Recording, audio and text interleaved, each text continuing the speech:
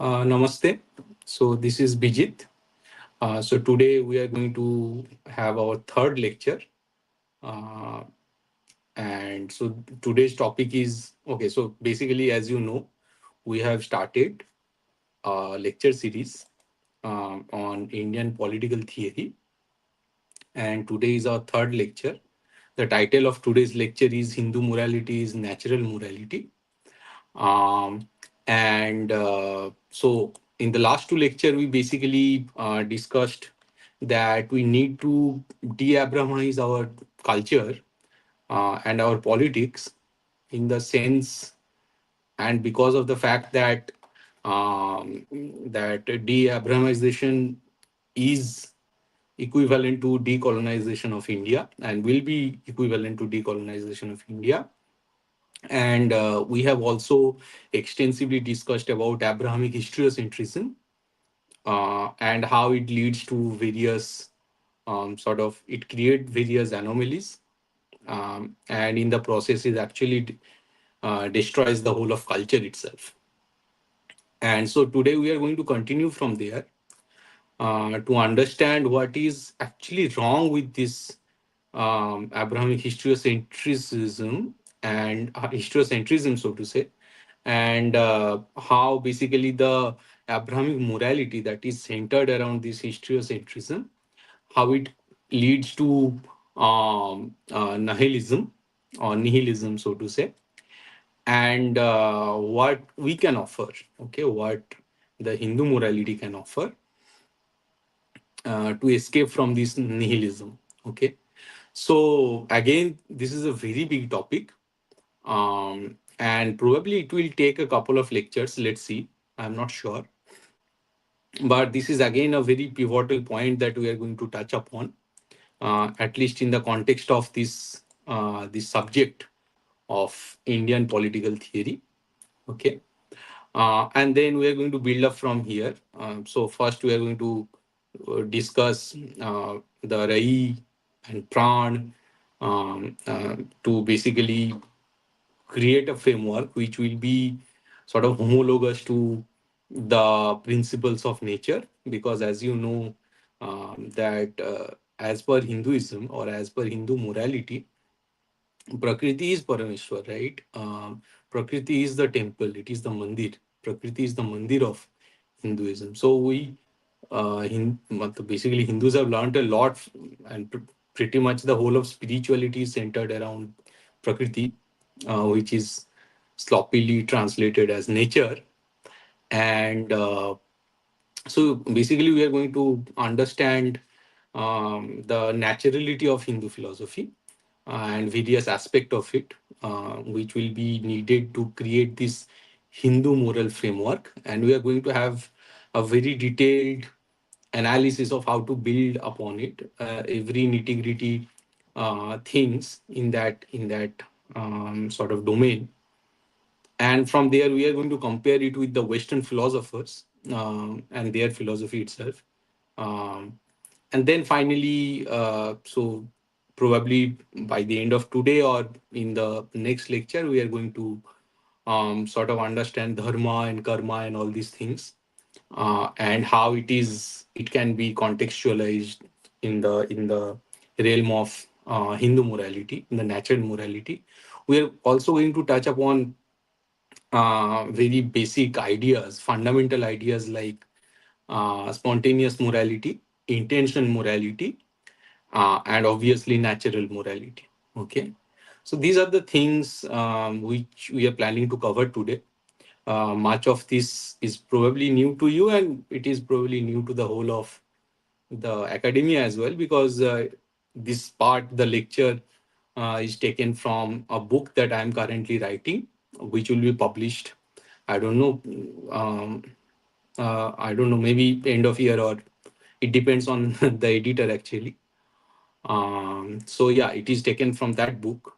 The name of the book is Split, um, and uh, and yeah. So let's dive into this topic. Hindu morality is natural morality.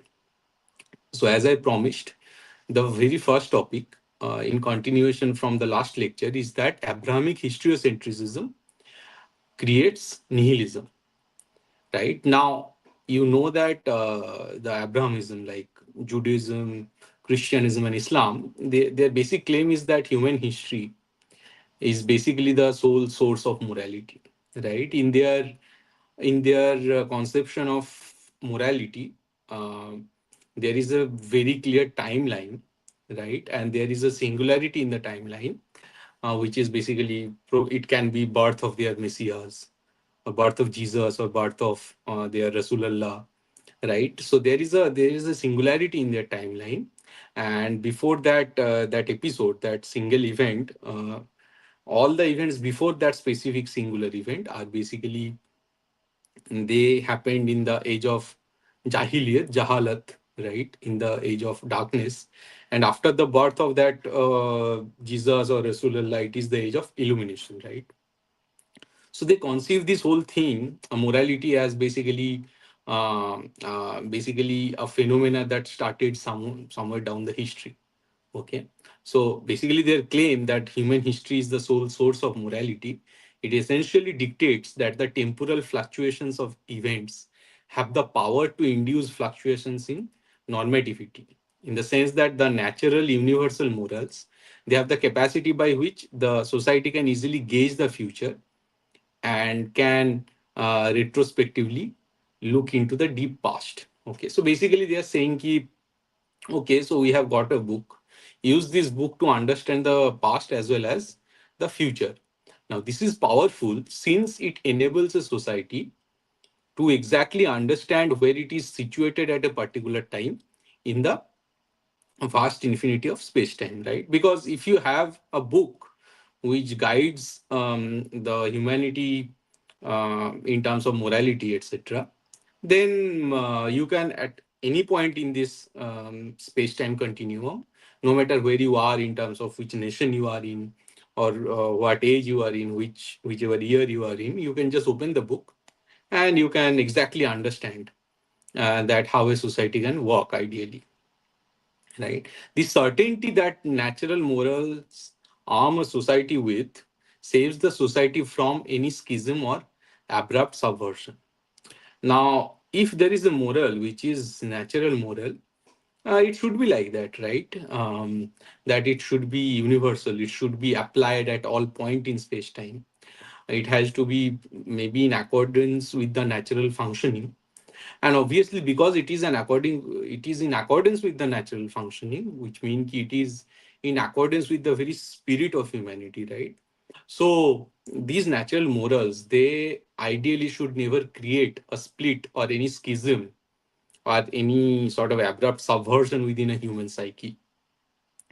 Now this precise certainty is missing in Abrahamic design, okay, which we are going to prove, which we have talked about. I mean, we have talked about the historiocentricity, but today basically we are going to discuss ki how this certainty is missing. Okay, this certainty about naturality of morality is missing in Abrahamic design. The historical standard it tries to impose on humanity is nothing but an aberration in the natural functioning of the society. This is not to say that oppression or darkness should eternally be the trend of history, and that human morality can never venture to dream of a perfect world of natural universality. But lo and behold, the falsehood of Abrahamic historicity can only keep humanity eternally in the hot cauldron of rage, friction, and bloodbath. Right? So, what does Abrahamism do? It always keep you enraged, right? Ki the world is imperfect and it can all I mean it can be perfected if and only if the world runs as per their Ahle Kitab, as per their book from the sky, right? Now that thing always create a rage within a Abrahamic man.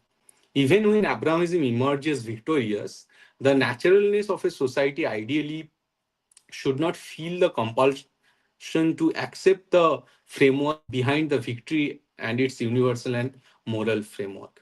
So even when Abrahamism is or Abrahamic sort of legion or Abrahamic army is getting victorious in at some point in history and geography, Now it just says कि they were victorious in a specific battle or war. It does not dictate that they were right. It does not dictate that they were. It does not like by default dictate that they were always on the right side of things. Okay, it just says that they were victorious. Nothing else, nothing more than that. Right. So it's a statement of their victory. It's not a statement of their claim on universal truth. Every victory of Abrahamism is a political victory, and victory in polity is mostly embedded in a morality of ambiguity. But the imposition of Abrahamic morality as the true morality after each political victory repeatedly diverts humanity away from natural conventions. Okay. Every time they were victorious, they started to impose some political ideology as the natural moral ideology. They tried to impose on the society they conquered, right? Now, Leo Strauss, in his book Natural Right and History, I guess that's the name, right? Yes. And so, in Natural Light and History, Leo Strauss actually described this quite aptly. Quote, all standards suggested by history as such proved to be fundamentally ambiguous and therefore unfit to be considered standards. To the unbiased historian, the historical process revealed itself as the meaningless web spun by what men did, produced, and thought, no more than by unmitigated chance, a tale told by an idiot. The historical standards, the standards thrown up by this meaningless process, could no longer claim to be hallowed by sacred powers behind that process. The only standards that remained were of a purely subjective character, standards that had no other support than the free choice of the individual. No objective criterion allowed henceforth the distinction between good and bad choices. Historicism culminated in nihilism. The attempt to make man absolutely at home in this world ended in man's becoming absolutely homeless. Okay. So basically, Abrahamism starts with the tall claim that stripping history of everything, right, of truth, naturally understood truth, metaphysics, morality, and scientific cogency will make history objective. So basically, what they tried to do once they started to get victory, at least in the political realm, they started to strip. So before these Abrahamic victories, there was like all subjects were essentially very much cogent, correlated, and as if they were one single subject, like history, philosophy, metaphysics. Everything was sort of compiled into a single sort of uh, academic structure, right?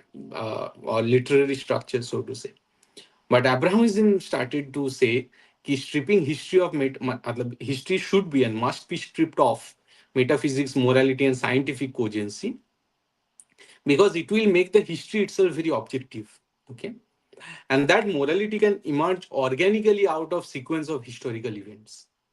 कि जैसे Abrahamic history जैसे कॉन्सीव किया गया उसको उसी तरह से लिखो जैसे हम लोग बेसिकली बता रहे हैं और वहां से फिर जैसे जिसे सुन्नत कहते हैं right from this historical events of Abrahamism of Islam और क्रिश्चियनिटी ऑटोमेटिकली जो मोरल फ्रेमवर्क है वो ऑटोमेटिकली वहां से निकलेगा but the very assumption of Abrahamism dictating history from a position of power desacralizes, desacralizes history and brings history into discordance with objectivity, naturalness, universality, and transcendence. Right? It just distorts the naturality of this thing, which is actually the objective of Abrahamism. Historical norms become a matter of subjective choice.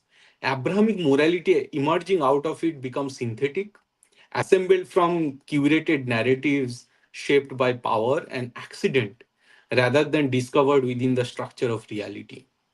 This conscious choice that Abrahamism makes to diverge from reality imparts deep effects on its living agents, which are inhuman individuals. So, society, tradition, natural convention, and natural knowledge are themselves living form of memory, right? Um, एक society किस तरह से जीता है, it lives through its traditions, its festivals, its natural conventions, its natural knowledge, societal knowledge, right? And obviously through its history, because all these things, may it be festival or natural convention or any other thing, calendar, those all are part of the history of a society. Now, when Abrahamism dismantles these organic continuities, it does not merely subvert history, it annihilates it. What survives in their place is not history, but propaganda, rebranded as Abrahamic historicity. Deprived of ontological grounding, such a society ceases to be a civilizational entity and degenerates into a marketplace. तो अगर वहां से history, festival, ये सारी चीजों को अगर हटा दो, then what happens is that it ceases to become civilization, and it degenerates into a marketplace, an extractive space where history is subverted, faiths are politicized, and knowledge are borrowed from colonizing ideologies. And the nation is reduced to nothing more than a vast apparatus of consumption and exploitation.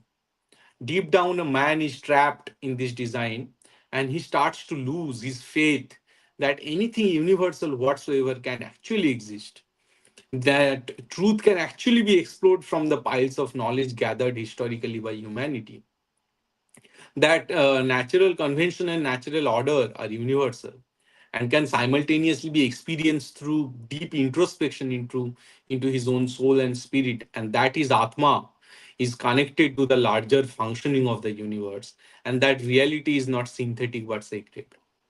Right? So just imagine. So, for example, before the advent of Abrahamism, right, the border were open, knowledge used to be shared without any inhibitions, right? I mean, the faith and devtas, they were diverse. The whole of society was polytheistic, but they were not in clash. There was a space for plurality and mutual interaction, right, through which every society across the geography could evolve together, could trade, could share their history, could develop mutual understanding of each other, and there was a naturalness in the whole of universe, in the whole of world, and the human being dwelling in it. But Abrahamism actually basically cuts it off, and it actually kills the opportunity of any deep introspection, or that the Atma is connected to the larger functioning of the universe, and it actually sort of make us underconfident about the fact that reality can be sacred and not synthetic. Abrahamic historicity and historiocentricity leave the individual suspended in time without metaphysical anchorage. Abrahamic historiocentrism culminates in nihilism, not as a rebellion against Abrahamism, but as its logical conclusion. So when you are actually severed, you are cut off from the reality and its naturalness. Um, when you sort of turn yourself away from the absolute truth, that or and the absolute truth of the nature, right? Those set of absolute principle, the Rit, you stop believing in the fact that there can be anything absolute, and in the absence of that belief, you start to think everything as some sort of a narrative, right? When you lose your belief in that ultimate sort of, in at least in the existence of an ultimate truth, or at least in the naturalness of the society, everything start to become narrative to you, and you lose basically the cogency of interpretations, which actually lead to nihilism. Okay, and this nihilism is not that whatever my capacity is, it is not enough. The nature is a much bigger than my capabilities. It is not like, it's not a rebellion against Abrahamism or Abrahamic God, right? It is actually the logical conclusion of Abrahamism. Okay, it is not like, okay, there are bigger power than me, and I'm not big enough. It is not that kind of underconfidence. It is not that kind of quote unquote. It's not that kind of nihilism. It's the nihilism of specific to Abrahamism. It is the logical conclusion of Abrahamism that actually makes you try to make you quote unquote logical, Abrahamic logical at least, and from there it actually throws into it in this into this abyss of nothingness, where nothing cogent, true, historical can actually exist, nothing organic can actually exist, and it gradually leads to nihilism. Okay, so and this sort of thing is actually aptly described by this guy Hans Urs von Belsar, the glory of the Lord. Actually, I'm quoting it from a sort of pro-Christian text where they are writing, okay, quote, in a world that no longer has any confidence in itself to affirm the beautiful, the proofs of the truth have lost their cogency. In other words, syllogisms may still dutifully clatter away like rotary presses or computers, which infallibly spew out an exact number of answers by the minute. But the logic of these answers by itself is a is itself a mechanism which no longer captivates anyone, right? Is you basically take the pran out of every process, and suddenly you see everything is nihilistic and meaningless, right? So this is the main problem that actually Abrahamism offers, um, with its focus on historicity, and specifically the Abrahamic historicity, the synthetic historicity, so to say.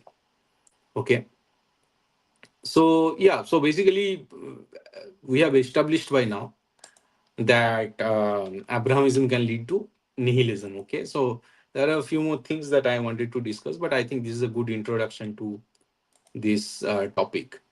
Okay, no, now the problem is here how to construct a framework to come out of this nihilism, right? So we are going to discuss this here. Um, right. So basically, now how to is there an escape? That's the question, right?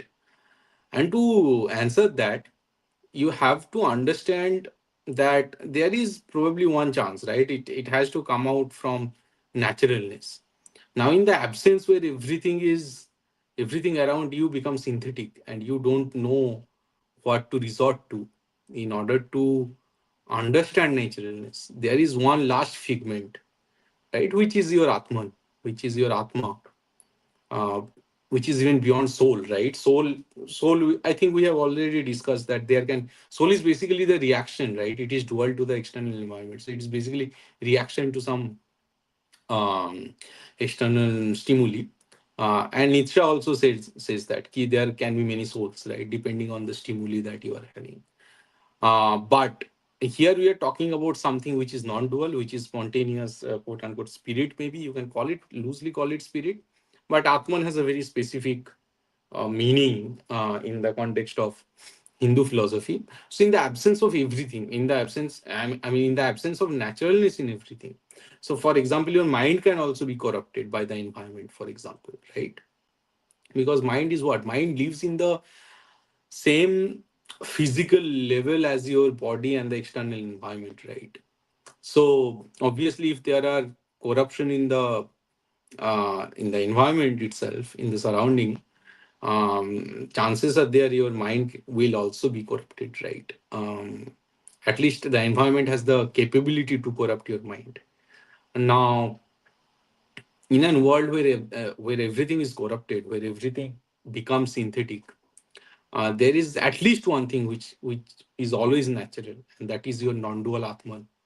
Okay, so it is non-dual, and the origin from which our mind, our thoughts, our creativity emerge.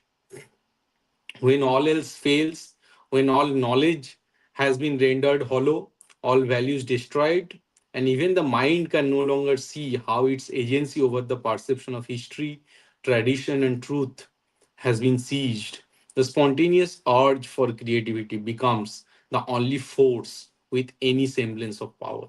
In a world where every natural conventions bow before the abyss of Abrahamic propaganda, Even the very existence of this non-dual core, namely the Atman, and its capacity to generate moral decisions spontaneously, becomes a very wild and unrestrained rebellious act. When every linear agent, such as reason, tell a rational man that attempting to escape this infinite pit of nothingness is essentially foolish, the Atman engenders a fire. uh, the Atman engenders a fire within us, the fire to create and the fire to expand, drawing us away from this deep metaphysical abyss. It instills in a man living even under the maya of an Abrahamic nihilistic world the ability to create meaning out of shunyata, to dare to dream in a world where life itself starts to lose its inherent worth. This very dare of creativity is a treason in Abrahamic nihilism. Okay. So basically, here I'm trying to propose that when everything else is failing, right? And when Abrahamism is telling you, okay, there is only this sthula sharir, sukshma sharir, karan sharir. Right, exactly. I mean, um, you can already see that I'm deriving from Hindu philosophy. Um, and here's the problem, right? Because what is nihilism? So nihilism basically, it basically throws you into this infinitely deep abyss where being a rational man, the the only response that you can get from your spirit, right, if you are completely rational, is that ki, yeah, this is insurmountable. I cannot, because this is an infinite abyss. No matter how long I jump, how high I jump, I can never escape this. um, and that's a rational response, right? But in order to come out of that infinite abyss of nothingness, you have to have some fire, some non-linearity, um, within you, within your spirit. Okay, the linear response is obviously your rational, your reason. So you need a non-linear response in order to come out of this infinite abyss, to inject meaning into this shunyata. Because if you're rational, if you have reason which is linear, it will always average out to zero, right? So you need something non-linear, and you need something that has the ability to create something out of nothing and to create meaning out of shunyata. Okay. So obviously,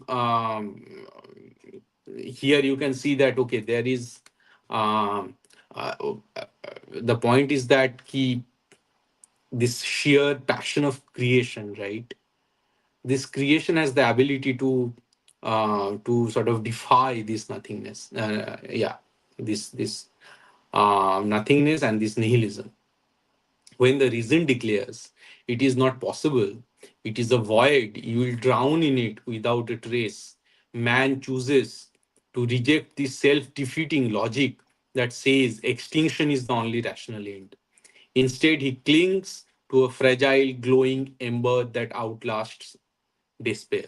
He chooses not to collapse into convenience, not to decay in pleasure, but to trade dignity for distraction, right? And not to betray the spontaneous summons of his inner callings, right?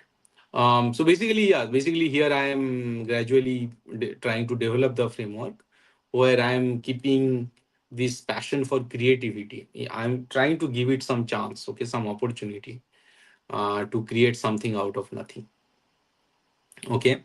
And obviously, why we are trying to create, because in a meaningless world it is creation and it is your creativity that brings some meaning, right? The very first order effect of this thing, of your creativity and your passion for creation, very first order impact is that it will create some meaning of your existence. Okay, so I'm just trying that path.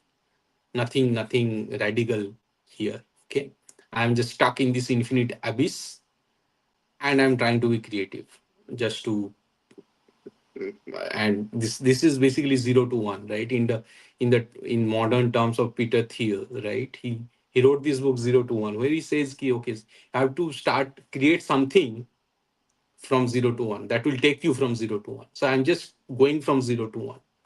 Okay. And then because I'm trying to create meaning, my next proposition is that the architecture of meaning is necessarily moral. Why? Because meaning does not wait for us behind the veil. It does not descend from the cloud, right? It Morality in this sense, when stuck in this abyss and you are creating, it is coming from within you. It is not descending from heaven. It must be made, and it must be made not through deception, not through lies, not through cunningness. Meaning, to be anything more than delusion repackaged, must rest on something solid as morality. Okay. And because morality, this thing is not a rule book. It is a it is basically an act of rebellion against the very absurdity we are trying to escape, the absurdity of nothingness. Is the commitment to conduct oneself with dignity, even when the cosmos offers no applause, right? It is being spontaneous. I am not doing it to get applause from the outside environment. It just came from my mind that, okay, what is the escape? It is probably creativity, creation, right? And what kind of creation? Has to be moral creation. It is not about being right. Okay, it is about not being small or insignificant. And obviously, this, if meaning, if it is really authentic, it has to grow in this soil. Okay, in your own core, in your own, from your own atman. Not because morality guarantees it, but because without is there is only utility, appetite, manipulation, mimicry, and intention. Without morality, the search for meaning may bring a great risk of awakening without grounding, right? Freedom without form. Meaning requires morality, not as mere prescription, not as some disembodied lawgiver's rule book, but morality as the only reliable fabric on which meaning can be stitched. Okay. And if you think metaphysically, morality has the oldest and the greatest genesis, precisely because of this reason, right? It precedes Devtas even. It precedes any doctrine, an axiom, an experience. It is the rhythm of the universe itself. Morality assists the universe to create meaning out of pure void. Brahmand is so ancient, so vast, so symmetric, so simple, and so beautiful because it is, but it is still not dead yet because it is weaved on moral values, the same values that have ignited the fire of existence in this Brahmand and consequently have given it the greatest of all possible meanings. To act morally in a world where nothing compels us to is the highest creative act. It is the forging of meaning not through belief but through being. Not because the world is real necessarily, but because we are, right? So in a way, I am moral, therefore I exist. Okay, we are the fulcrum on which truth and illusion tilt. It is through our moral conduct that the truth is asserted on the void of Maya. This is our universe, and we should have the right to question everything. It is through this incessant questioning that many gods die their pitiful deaths, while their occasional moral acts remain untouched. So it can happen that a civilization in its dynamical evolution lose one or two devtas, okay, just because they had a specific contextual appearance um, in some event down the history. But if that context is lost, some devtas are invariably lost. It happened to Hindus as well, right? Some devtas are actually transformed to mean something else, but which means ki many gods die their pitiful deaths because they lose context. but they are occasional moral acts. So from the very moral act, the from which we conceive these devtas, those moral acts remain. They remain as some fundamental fabric of our civilization and our society, right? So while there, the occasional moral acts of those extinct devtas, they remain untouched. Morality is that one gesture that affirm existence without clinging to it. Manas is inert. Self is same as that. A Christian, it is brethren with life. Okay, so we are going to discuss all these things and these distinctions. I mean, maybe we should just from here on we should maybe stop comparing, because they are fundamentally different philosophies. Okay, मानस और मन जो है उसके बीच थोड़ा बहुत differences है. Even manas as defined from defined in various like Kapila जैसे describe किए थे, उसके बाद जैसे डिस्क्राइब मानस का अलग अलग मीनिंग रहा है.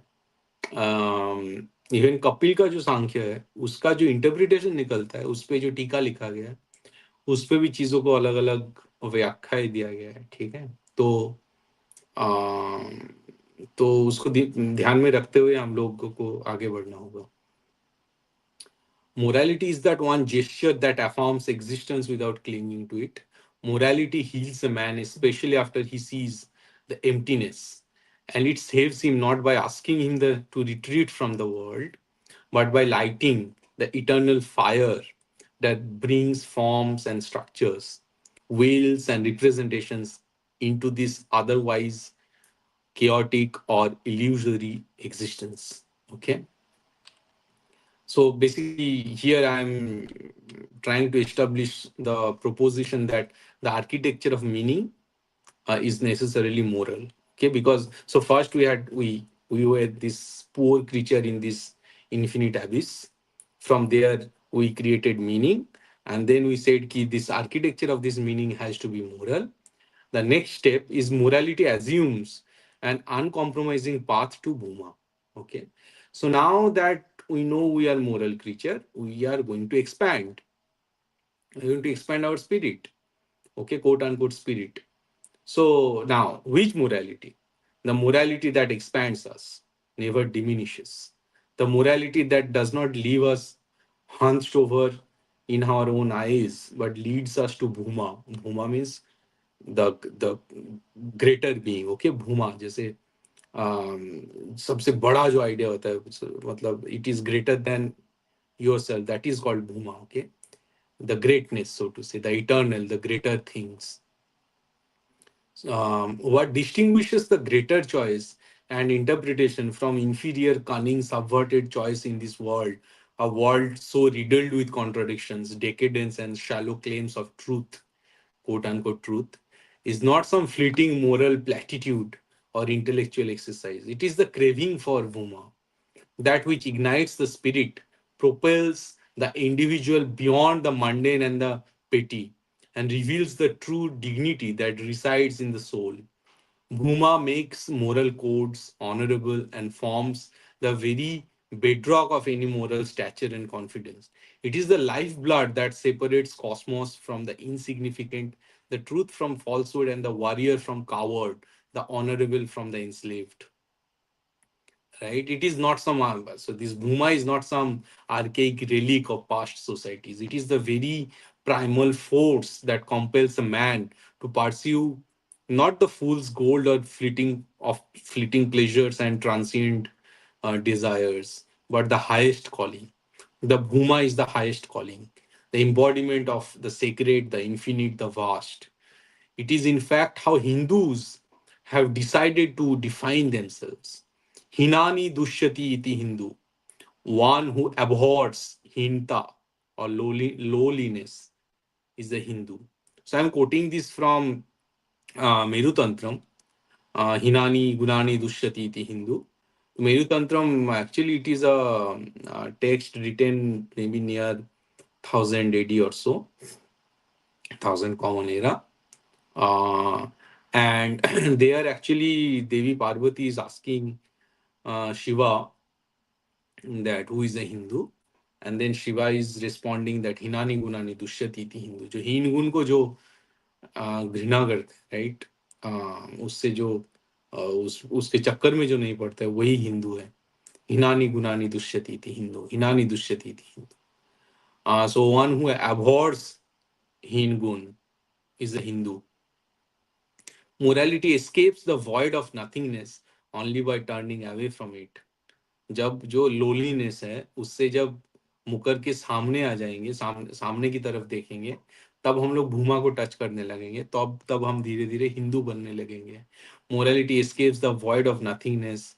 शब्दकल्प Dhruva, Shabdakalpa Dhruva is actually, it's a dictionary like thing. Okay, it is the what do you call it, thesaurus of this compilation of all the Sanskrit words made by Radhakant Dev. So यहाँ पे सारे वर्ड के जैसे डेफिनेशन दिया हुआ है, राइट, और it's the Vicky of Sanskrit words basically. और वहां पे जो हिंदुओं का ये डेफिनेशन दिया गया है, हिनानी दुष्यति थी हिंदू, और फिर रेफरेंस में वहां पे मेरु तंत्रम को रखा गया है. ठीक है. Shabdakalpa Dhruv was written in I think 17th 18th or 19th century. Okay, so morality escapes the void of nothingness only by turning away from it, adopting the greater call for Bhuma.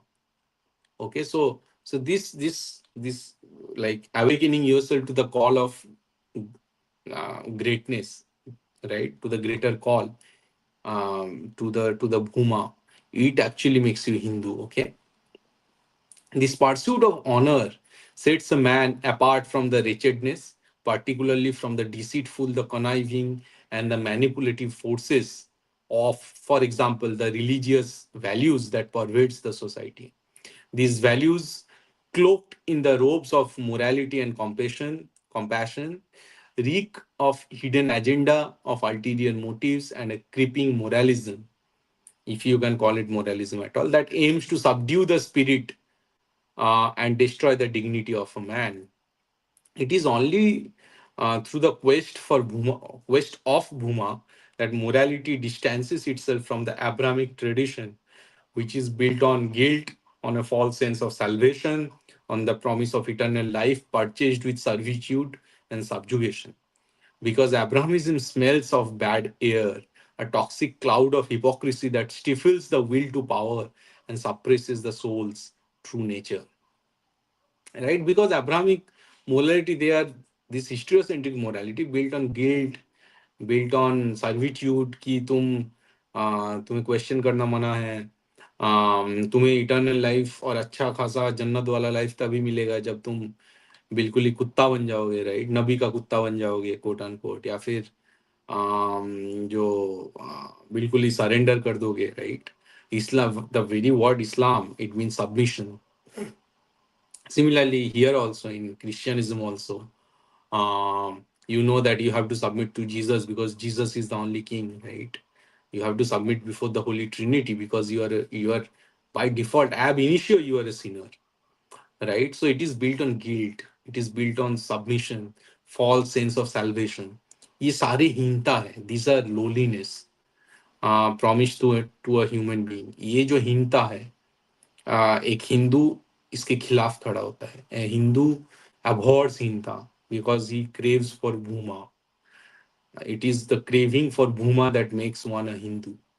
ठीक है.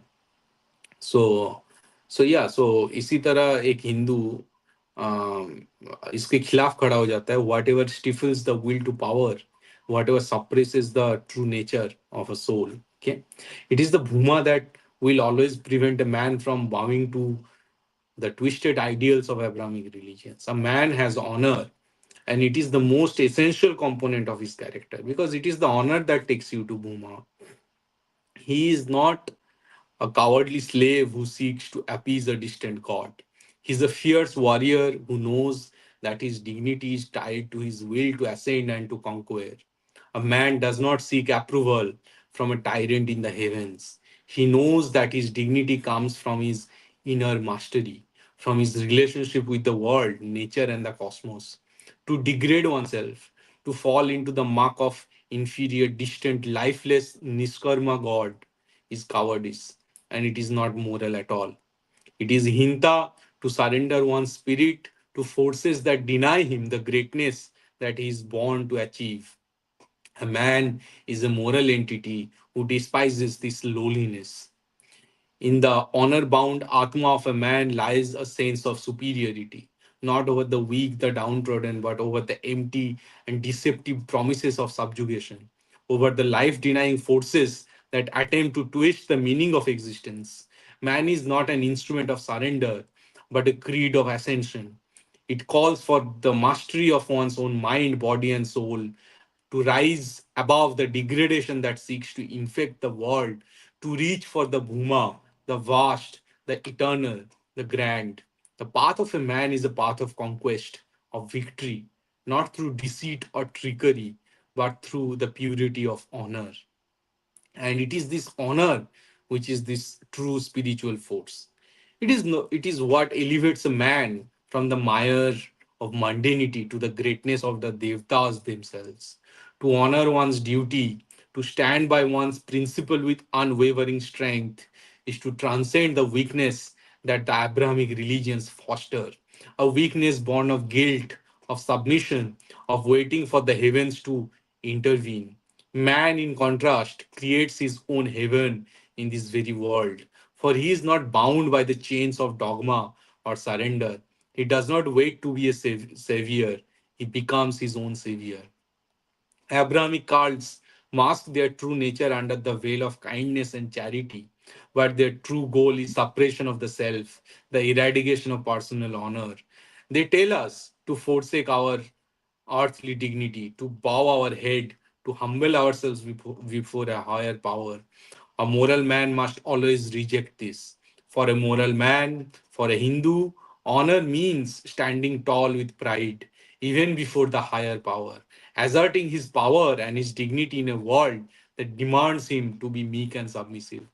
To choose the Bhuma is to reject the heavenly lie that promises him eternal life only in exchange for his subjugation. Therefore, the relation of a moral man with Bhuma is far more than a mere physical trait. It is the very definition of his meaningful existence. So now we are slowly awakening Bhuma in us, the sense of honor within us. I mean, obviously, your craving for Bhuma is generating this again first hand, quote unquote, can you call it emotion, first hand craving, which is the honor, right? In this whole void of Maya, in this void of Bhutlok, right? What is Maya? Maya is something that changes, right? So anything that is there in Bhutlok that are bound to change are part of Maya. So anything which is born in this Bhutlok, such as your cell, for example, all the cells in your body, they are Maya. Something which is born, maybe your affection for something, your greed for something, that is born at some specific point in space time, right? So because it is born in this bhutlok, in the physicality of this bhutlok, it will die in some time. It will cease to exist. And obviously, because it is born, it is subjected to change with time. That's why these are all Maya. These are part of Bhutlo. But then there are some principles, something which are not touched by this Maya, which are transcended, which are beyond the grip, the scope of the Bhutlok. Okay, those are actually those eternal principles, the Rit, truth. Okay, those are actually Rit. Those are Satya. Okay, Satya is something which doesn't change with time. Okay, so यहाँ से फिर you can see that how we are framing the whole Hindu philosophy from this very basic sort of sense of bhuma, sense of honor. We can build up the whole Hindu philosophy from the scratch. Okay, so this is what I wanted to show you. I can go even in more detail um, to even cover the edge case scenarios, but my book will be published in a few months, and you can check how I have covered the edge case scenarios. Okay, and this is the basic structure that I'm trying to obviously. borrow from the Hindu philosophy and incorporate in my work, in this lecture at least, right? हाँ, कुछ comment वमेंट आया था, मैं थोड़ा पानी P लेता हूँ। एक दो कमेंट है तो दिखा सकते हो, then I will cover something else.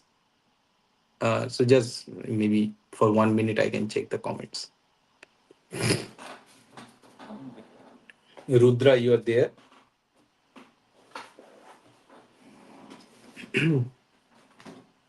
I'm just going to drink some water and then I'll resume. Rudra?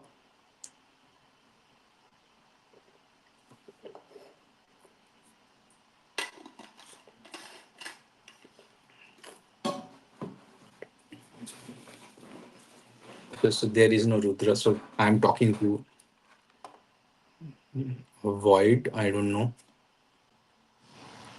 but hopefully I'm talking with some honor.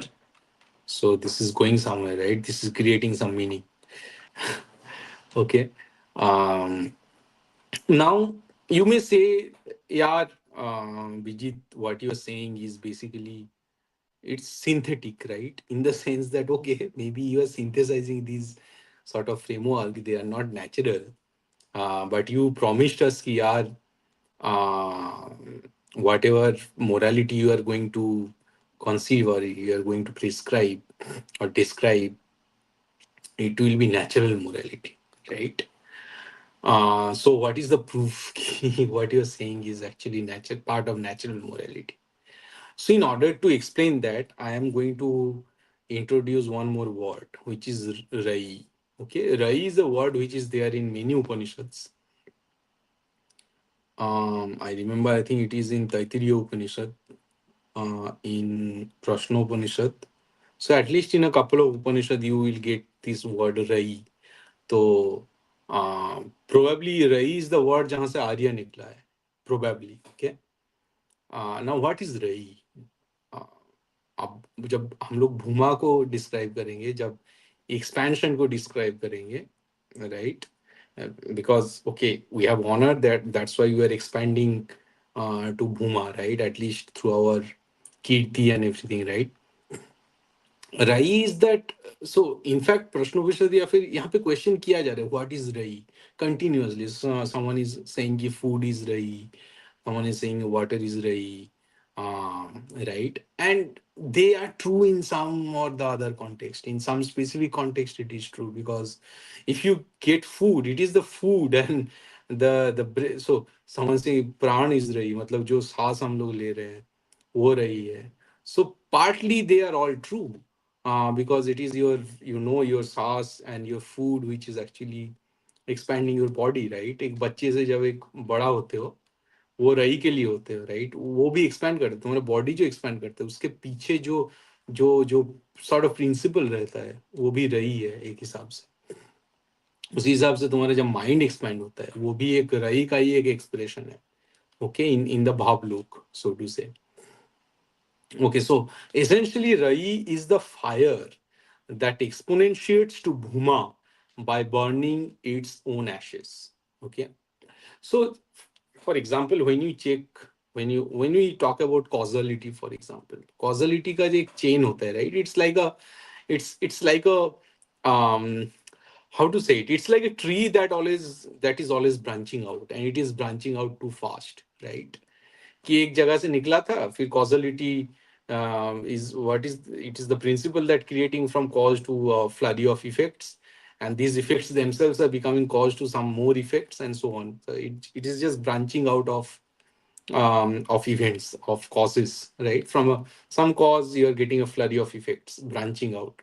So that's sort of an exponential expansion, right, of the branching out of some physicality. Okay, so now so at least at the level of causality you can see कि cause से जो effect बनता है वहां पे ये बंद नहीं हो जाता, it doesn't ceases, right? It doesn't cease, it basically, so that effect itself become the cause to something new.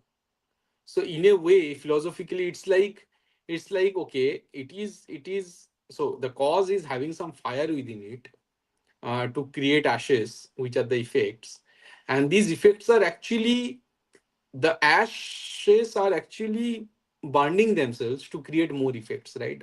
More second order effects, so to say. So it is the fire within causality that exponentiates by burning its own ashes. So Rai is that fire that exponentiates to Bhuma by burning its own ashes. Now, at the level of causality, when I'm saying this is a description of the dual world, right? Because you know that physical world is a dual world, right?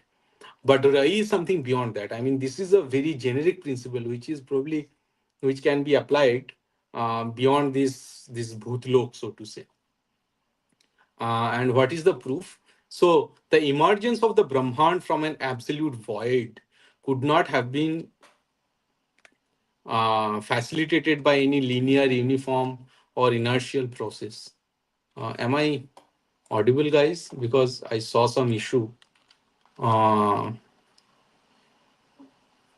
so I guess I'm audible, right? I don't know. Can someone confirm? Just write it in the chat so that I can see. Okay, okay. So right. So Rai is the fire that exponentiates to Bhuma by burning its own ashes. The emergence of Brahmand from an absolute void could not have been facilitated by any linear, uniform, or inertial process. Any such mechanism would have led to an immediate collapse of the emergent structure back into the same null state, the nothingness.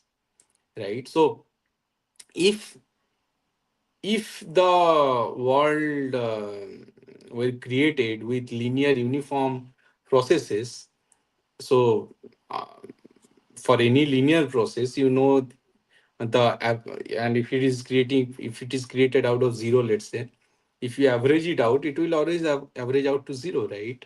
So you require a non-linear process, which will not a non-linear process which can create this Brahman out of nothingness. Because if it is not non-linear, if it is linear, then it will always go back to the void, to the nothingness, from which it had momentarily escaped. To persist, expand, and self-organize, the universe had to adopt a principle of exponentiation, a mechanism by which the transformation of states accelerates with each interaction. Just like one cause create a flurry of effect, those each effect become cause to some other set of effects and so on, right? It's an exponential expansion. The world also so this is called inflation actually, if you read physics, if you know some amount of physics. So it is a mechanism by which the transformation of states accelerates with each interaction, each effect generating not equilibrium, but further disequilibrium, not rest, but additional momentum. This process is not just mathematically coherent with the structure of cosmological expansion, but it is philosophically mandated by the observable architecture of causality, right? As we have discussed already. Contrary to the rationalist assumption that reason, logic, or teleology are the primary forces that have ensured the continuity of the cosmos, it is, in fact, the intrinsic fire, the almost irrational compulsion of cause to crave for Bhuma and to beget a flurry of effects that has structurally secured the ontological space within which the physicality of universe unfolds. This tells us something evidently important. Rationalists' refuge, such as reason, logic, or teleology, is linear and canonical, while the fire that blasted cosmos into existence from nothingness is extremely nonlinear. Furthermore, the sustenance and survival of a thriving, expanding cosmos ensure that causality is an exponentiating web, a fractal of flame branching outward with ever increasing intensity, far surpassing what existed near the genesis. Right? It's an extremely non-linear process that is actually, so it created from nothingness, but then it is going away from the nothingness through non-linear expansion. right? So obviously, this is neither inertial nor mild in its progression. Rather, it functions more akin to a recursive ignition. Right? It is burning its own ashes. Right? There is no residual ashes कि जिससे stasis आ रहा है. ये actually अपने ऐश को भी burn कर रहा है to go away from that initial nothing वाला स्टेट. ठीक है. It is a non-linear self-augmenting sequence that does not culminate in dissipation. Okay. But instead, it generates further potential for combustion, insight, and volition within the object.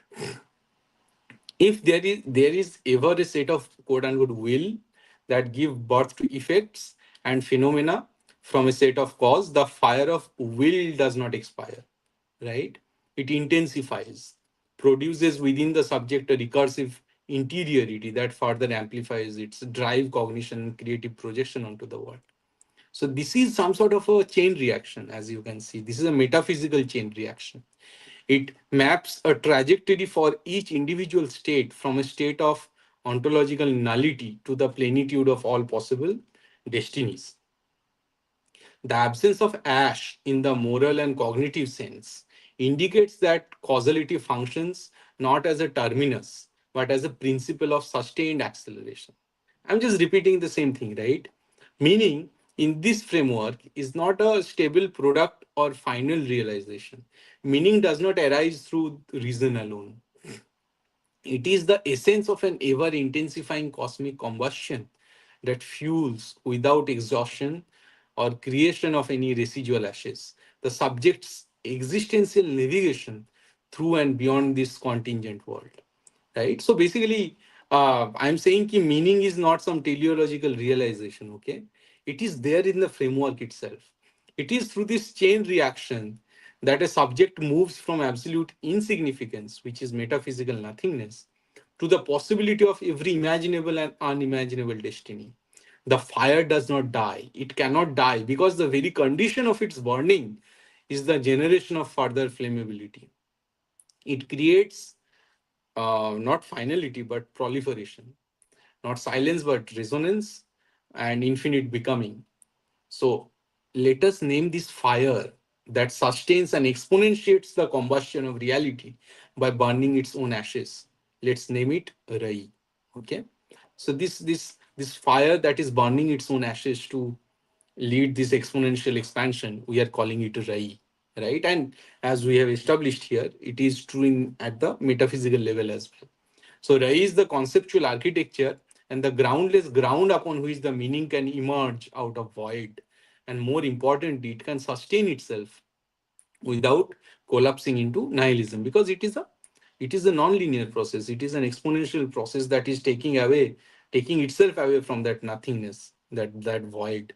It is Rai that permits the subject to endure the abyss, to metabolize the absurd, and to construct significance not in defiance of meaninglessness, but quite weirdly in the intensification. Rai functions precisely because it never produces ashes as such.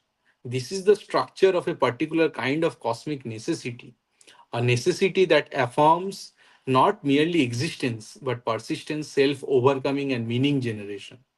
It is due to Rai that the universe did not return to void. This is how the subject does not sink into nihilism. This is how meaning does not end in entropy. ठीक है. So basically, यहाँ पे we are conceiving something as Rai, which is taking us away from that, which is actually leading us to Bhuma, right? To the greatness, to even bigger realization than what we are currently, right? It is taking us away from the void, and this fire that is doing it. The can call it principle, but it is really the fire that is taking it, right? Which is called Rai. Okay. Now, I have developed a few more things here because I wanted to sort of compare it to the Western philosophy कि Western philosophy में कहीं पे ये चीज दिखता है क्या हमें. But frankly, what I found was that कि जो Western philosophy है, because it is it is based on logic and reason, right? That's why it is canonical in the sense that it is linear. Okay, and I'm going to prove that. Okay, I'm going to prove that now. um उससे पहले मैं और एक चीज बता देता हूँ. सो यहाँ पे, बिकॉज सब कुछ तो पढ़ नहीं रहा हूँ यहाँ पे, सो आई नीड टू एक्सप्लिसिटली से this here, which is that कि सो जैसे हमारा जो गुण गुण वाला सिस्टम है कि जो तीन गुण होता है, एक सत्व, एक रजस, एक तमस, राइट? सो सत्व एंड रजस, रजस वाला जो पार्ट है वो शायद इट इज होमोलोगस टू रही. सत्व जो है it is basically the principle, right? Tamas जो है, tamas is something that brings the this stasis, in the sense that so basically मैंने क्या बोला, ये रई का क्या काम है? रई का काम है it expands exponentially, right? It expands the whole chain, right, of meaning exponentially, right? Stasis क्या करता है और तमस क्या करता है? तमस एक्चुअली ये जो एक्सपोनेंशियलिटी है इसको थोड़ा थाम लेता है, मतलब इसको इसको जकड़ लेता है. ये जो रेट ऑफ एक्सपेंशन है उसको जो जकड़ लेता है, जिस जो बेसिकली इनर्शियल आता है ये पूरे फ्रेमवर्क में, that is the Tamas. Okay, तो एक बॉडी के कॉन्टेक्स्ट में अगर मान लो कि for example when I am getting to fat, okay, वहां पे फिर क्या होता है? It is stasis, right? It has no functioning, but इससे क्या होता है, अगर मैं बहुत मोटा हो रहा हूँ तो उसके लिए मेरा जो हार्ट है वो पंप करने में उसको ज्यादा दिक्कत हो रहा है. ठीक है, so basically it is some kind of, so ये जो स्टैसिस है it is the agent of death. Death, I think I will discuss about it. It's not a, I am saying कि this is not an event but it's a process. Because जितना inertness बढ़ता जाता है उतना एक इंसान dead होता जाता है. ठीक है, and I will explain it in a while. Now the question is कि मॉडर्न जो अपना वेस्टर्न फिलोसफी है, फॉरगेट अबाउट क्रिश्चियनिज्म, वो तो बेसिकली उसके अंदर ज्यादा कुछ है भी नहीं. But even in the context of modern western philosophy, मतलब can you see these sort of things, right, where they are trying to create meaning out of nothingness and all these things, right? Now the problem here is कि modern Western philosophy it tried to axiomatize a man's interaction with the environment through algebraic statements, which gradually mirrored the geometry suggested by Kathopanishad. So Kathopanishad वाला जो आपको अगर पता है, कठोपनिषद में क्या था, एक बहुत सुंदर उपनिषद है. वो तो सबको, हर एक बच्चे को पढ़ाना चाहिए क्योंकि छोटा उपनिषद है और बहुत डीप, मतलब जिस हिसाब से हम लोग हिंदुइज्म में आत्मा, मृत्यु इसको समझते हैं वो कठोपनिषद से लगभग डिराइव किया गया है. कठोपनिषद का एक न हन्यते हन्यमाने शरीरे वाला जो एक श्लोका है, न जायते न म्रियते वा समथिंग एंड देन न हन्यते हन्यमाने शरीरे. So this is actually, you can see this is copied in Gita. ठीक है, तो प्रश्नोपनिषद का ये जो श्लोका है डायरेक्टली ये गीता में लिया गया है सेकेंड चैप्टर में. तो कठोपनिषद में क्या होता है, नचिकेता नाम का एक बच्चा रहता है और फिर उसका पापा को वो तंग करता रहता है कि कुछ तो होता है कि कहाँ जाऊं पापा, ऐसे कुछ रैंडम क्वेश्चन करता है, तंग करता है. तो पापा बोलता है कि जौमेर का जा, जम के पास जा, यम के पास. ठीक है, तो वो फिर पहुंच जाता है यम के पास. फिर यम देख रहा है ये बच्चा तो मेरे हिसाब के इसमें है नहीं, मेरे नोटबुक में. ठीक है, तो उसको फिर बोलता है कि उसको ज्यादा ध्यान नहीं देता यमराज. ठीक है, और फिर भी वो रह जाता है उधर. यमराज सोच रहा था कि ठीक है कुछ तो बाग आ गया है, ये तो फिर लौट के चला जाएगा पृथ्वी लोक में. क्योंकि इसका तो मरने का टाइम नहीं है, मुझे मतलब मेरे किताब में तो लिखा नहीं है अभी भी. लेकिन वो रह जाते हैं, 3 दिन रहता है, जिसमें यम 3 दिन बाद आते हैं तो देखते हैं कि यार ये तो बिना खाए पिए ये ब्राह्मण का बेटा यहाँ पड़ा हुआ है. तो यम सोचता है यार मुझे तो फिर पाप लगेगा. तो फिर आई थिंक यम उसे खाना वाना खिलाते हैं और फिर पूछते हैं कि यार मैंने तो आपको 3 दिन तो भूखा रखा है, तो इसके लिए मुझे पाप लगेगा, तो आप बताओ कि मैं, आप मुझे 3 वर मांगो. ठीक है, मैं आपको वरदान दूंगा. तो फिर नचिकेता एक आई थिंक पूछता है कि मेरा पापा अगर कुछ पश्चाताप कर रहे हैं तो उसको आप क्षमा कर दो। दूसरा होता है कि नचिकेता पूछ लेता है ये जो यज्ञ का अग्नि है उसे नचिकेताग्नि शायद नाम दिया जाए, ऐसा कुछ आई थिंक सेकंड होता है उसका। थर्ड होता है कि टेल मी अबाउट डेथ, ठीक है, मुझे मृत्यु के बारे में बताइए। तो फिर बाकी पहला दो तो ऐसा मतलब दे देते हैं वरदान, is not for common public, let it be kept aside, नीति हम लोग उतना ही बेहतर है। नहीं नहीं, मतलब ये तो कहानियां है यार, ये तो बोल ही सकते हैं। तो फिर यम पूछता है कि नहीं, डेथ के बारे में कैसे बताऊं तुम्हें, ये तो एक मतलब रहस्य है, ये हम लोग बताते नहीं है, देवता जो है वो इंसान को बताते नहीं है। फिर बोलते हैं मैं तो फिर यम बोलता है कि तुम एक काम करो, तुम्हें मैं बड़ा साम्राज्य देता हूँ, तुम्हें इतने सारे कैटल्स मिलेगा, तुम्हें हूर परियां मिलेगी, ठीक है, मतलब तुम्हें अप्सराएं मिलेगी। फिर ये बच्चा बोलता है कि ये सब अगेन ये सब तो पेरिशेबल है, राइट, ये तो कोई ना कोई टाइम में ये तो खत्म हो जाएगा, तो मुझे ये जान के क्या फायदा है, मैं ये वो चीज जानना चाहता हूँ जो इटर्नल है, राइट। तो फिर यम जो बोलता है, यम फिर नचिकेता को जो आंसर देता है वो बेसिकली कठोपनिषद है, राइट, कि Kathopanishad imagine imagine a man interacting with his environment like a rider driving the chariot, कि एक रथ है उसमें एक रथी बैठा हुआ है, the self the Atman is the rider or the rathi. The sarir is the chariot. The intellect or buddhi is the charioteer. And the mind or manas uh, in this context is the reins. The senses or indriya are the horses. And their objects their objects the roads, विषय जो कहते हैं जिसमें हम लोग लिप्त होते हैं, वो बेसिकली वो रोड, वो रास्ता है, वो जो रथ का जो रास्ता है वो विषय है। Only the wise charioteer holding the reins firmly can guide the steeds toward the supreme destination, Parampadam, right, which is beyond birth and death. Without Vigyan or knowledge and mental discipline, the senses behave like wild horses, and with mastery, they become like noble steeds.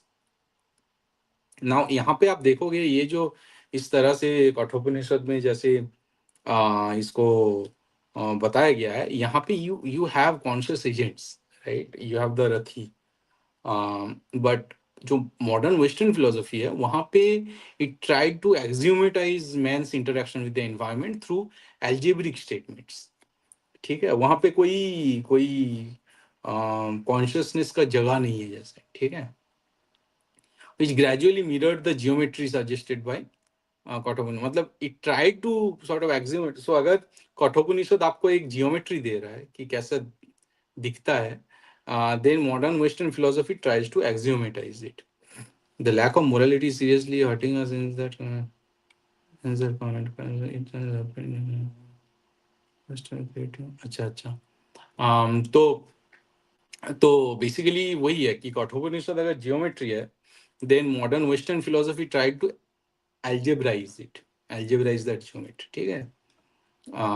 तो now we know for a fact that Western philosophers were deeply influenced by Vedanta, but whether they attempted to directly formulate equations reflecting Vedantic geometry of man, or whether their honest, sincere, independent efforts led to these equivalences, it is not entirely known. So I cannot tell you for sure कि ये जो इन्होंने एक equivalence लाने की कोशिश किया वो वेदांत पढ़ने के बाद था या फिर this was a coincidence.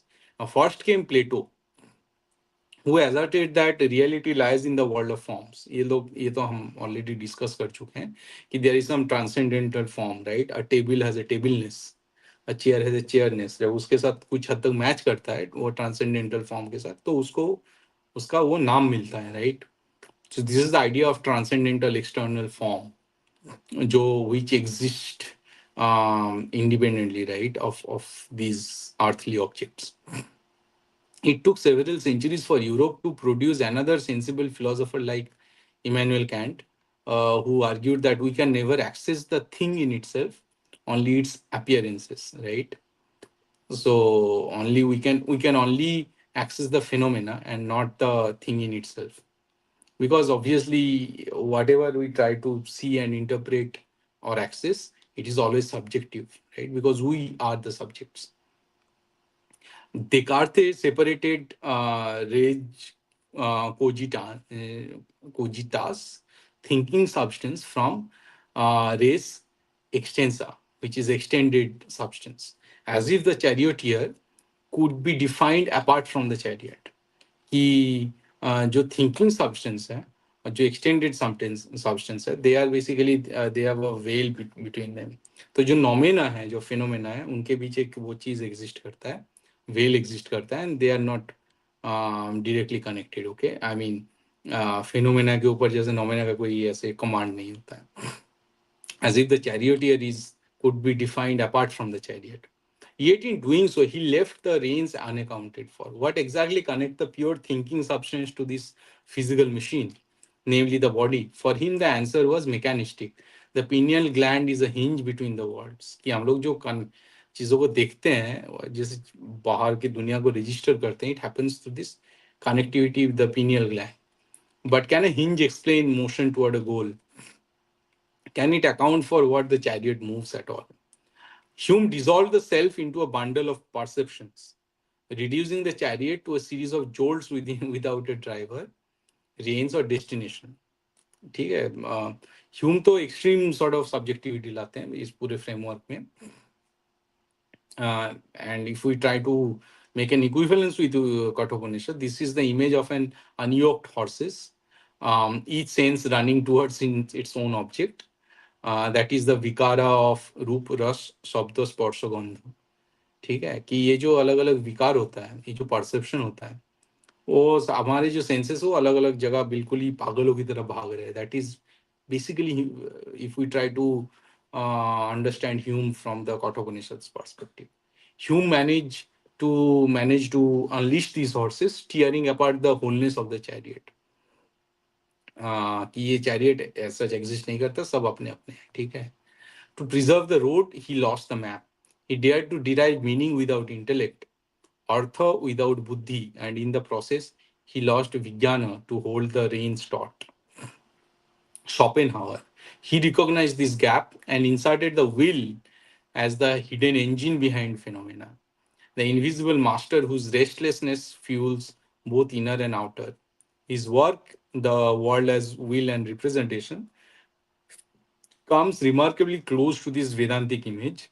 Will as the master seated in the chariot, representation as the visible apparatus of reins and steeds, like the manas and indriyas.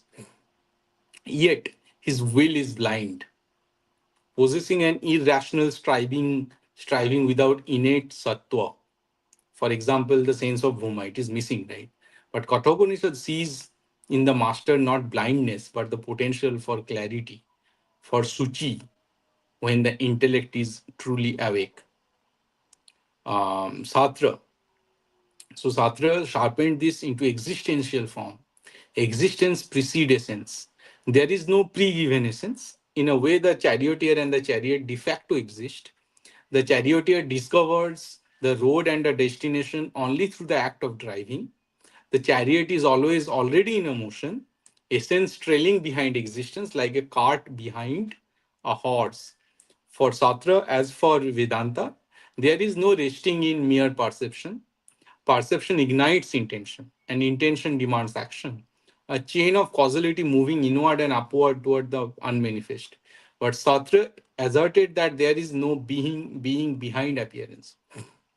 He claimed that appearance is the true reality, stands radically different from, and in fact diametrically opposed to, the position of Plato and Kant, who believed that reality is not merely the allegory of the cave or solely the phenomena. Heidegger, on the other hand, ventured beyond the ontological might of a canonical Abrahamic God to assume Dasein, much like Atman, in the sense that Dasein is an entity, or I think Dasein bolte hain ye. Dasein is an entity which does not just occur among other entities, rather it is ontically distinguished by the fact that in its very being, capital B, the being is an issue for it. That is, Dasein or Dasein is uniquely capable of reflecting on the existence itself, unlike other beings like stones or plants. ठीक है, चेतना की बात कर रहा है. Heidegger found his own equivalence of nirvana while capital being reveals itself. कि ये जब पता चलता है कि हमारे पास चेतना है, दैट इज लाइक वहां से निर्वाणा चालू होता है. He call it lichtung. Okay, lichtung I guess, an open space where light can shine through, enabling beings or small beings with a small b, okay, enabling beings to be seen. He almost mimics the idea of Upanishads, which identify Atman with Brahman. And notice the similarity from his quotation. Quote, the clearing is the open region for everything that becomes present and absent. But the clearing itself is not nothing. The clearing is the lighting. Only this lighting grants and guarantees to us humans a passage to those beings that we ourselves are not, and access to the being that we ourselves are.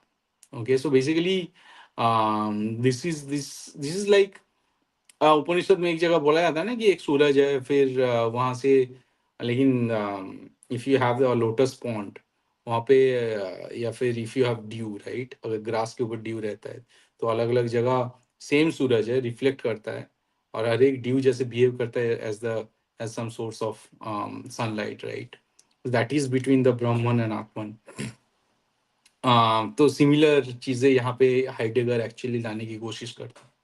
Heidegger's design brings the road itself into view, not as a surface or inert phenomena, but as a clearing when capital being happens.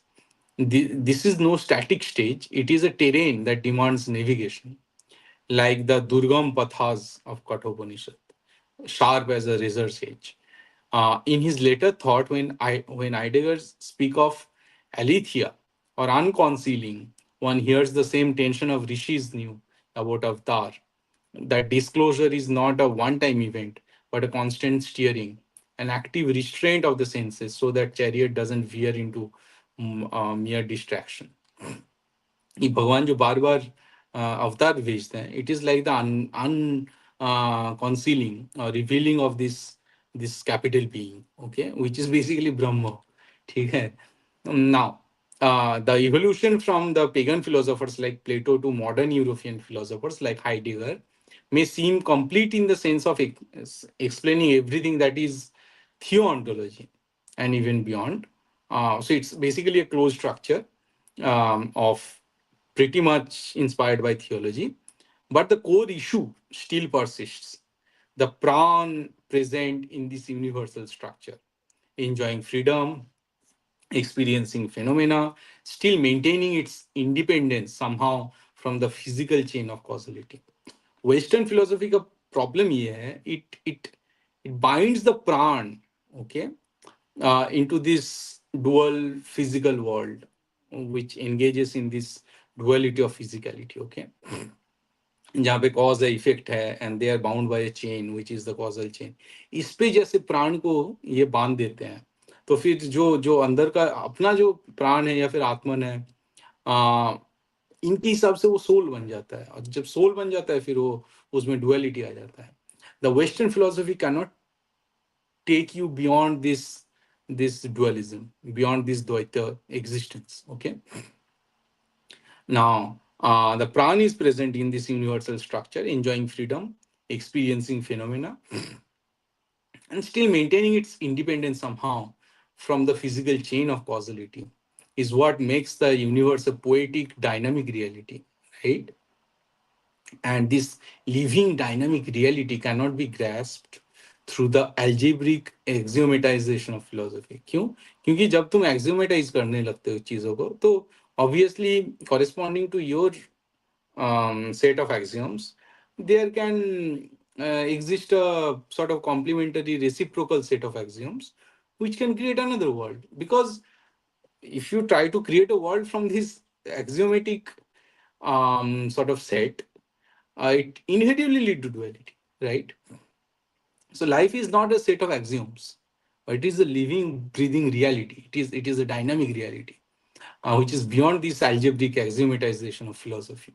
Forget metaphysical reality, even physical reality, which humanity has attempted to axiomatize through formal logical structure, has faced a shameful defeat. मतलब even ये math में भी possible नहीं है math में भी it has been discovered, it has been proven by mathematician like Gödel that mathematics cannot be simultaneously complete and consistent, um, in the sense that it is a, in the sense that it has a finite set of axioms and rules and all these things. Okay. So again, you can read about Gödel's incompleteness theorem. It will be a digression, but again, I've covered it in my book. But I'm just moving on. Okay. So obviously, basically, we are saying ki, okay, we have a living dynamic reality, and the Western tendency of Western philosophy, it cannot explain this life, this dynamism of the universe, because they focus on axiomatization, algebraic axiomatization of philosophy, and it is never possible through in this way to get a complete philosophy of life, so to say. Okay, right. Now let's ask a few relevant questions here, which will take us from Western to Eastern philosophy. So, question is first question: is humanity really nihilistic? Are we nihilistic? Are you nihilistic? The answer is no. We know it, right? We know it as pratyaksha, as our direct experience.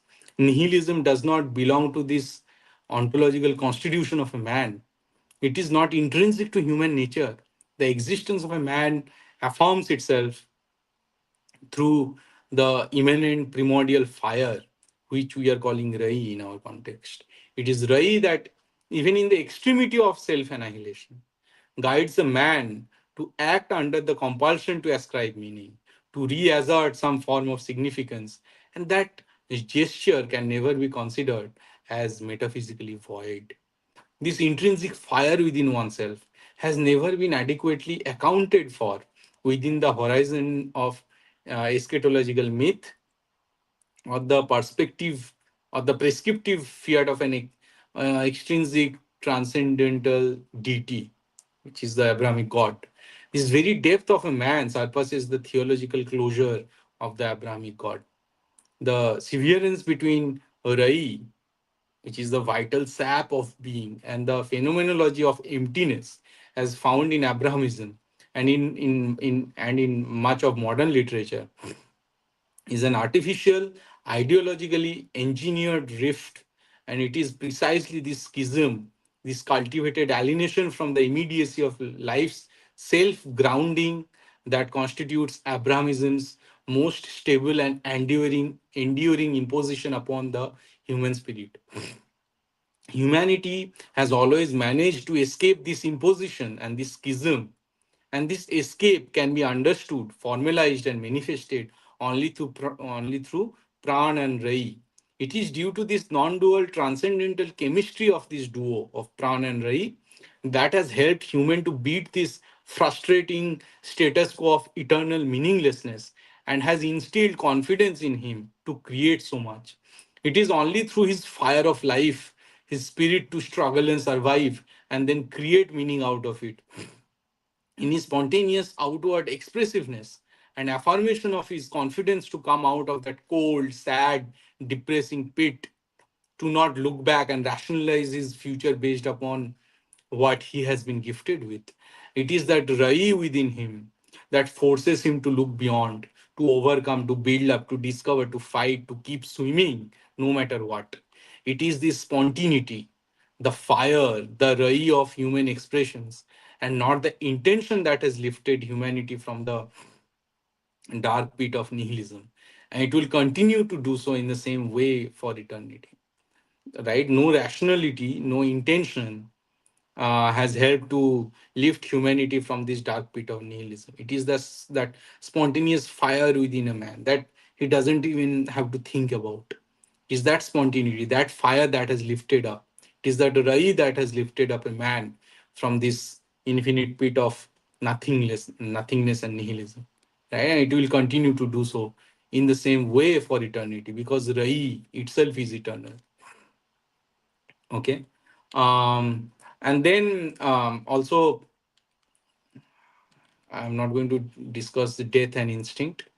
Instinct is a very important case, because in my analysis I am trying to show that instinct is basically, it leads to this temporal singularity, right?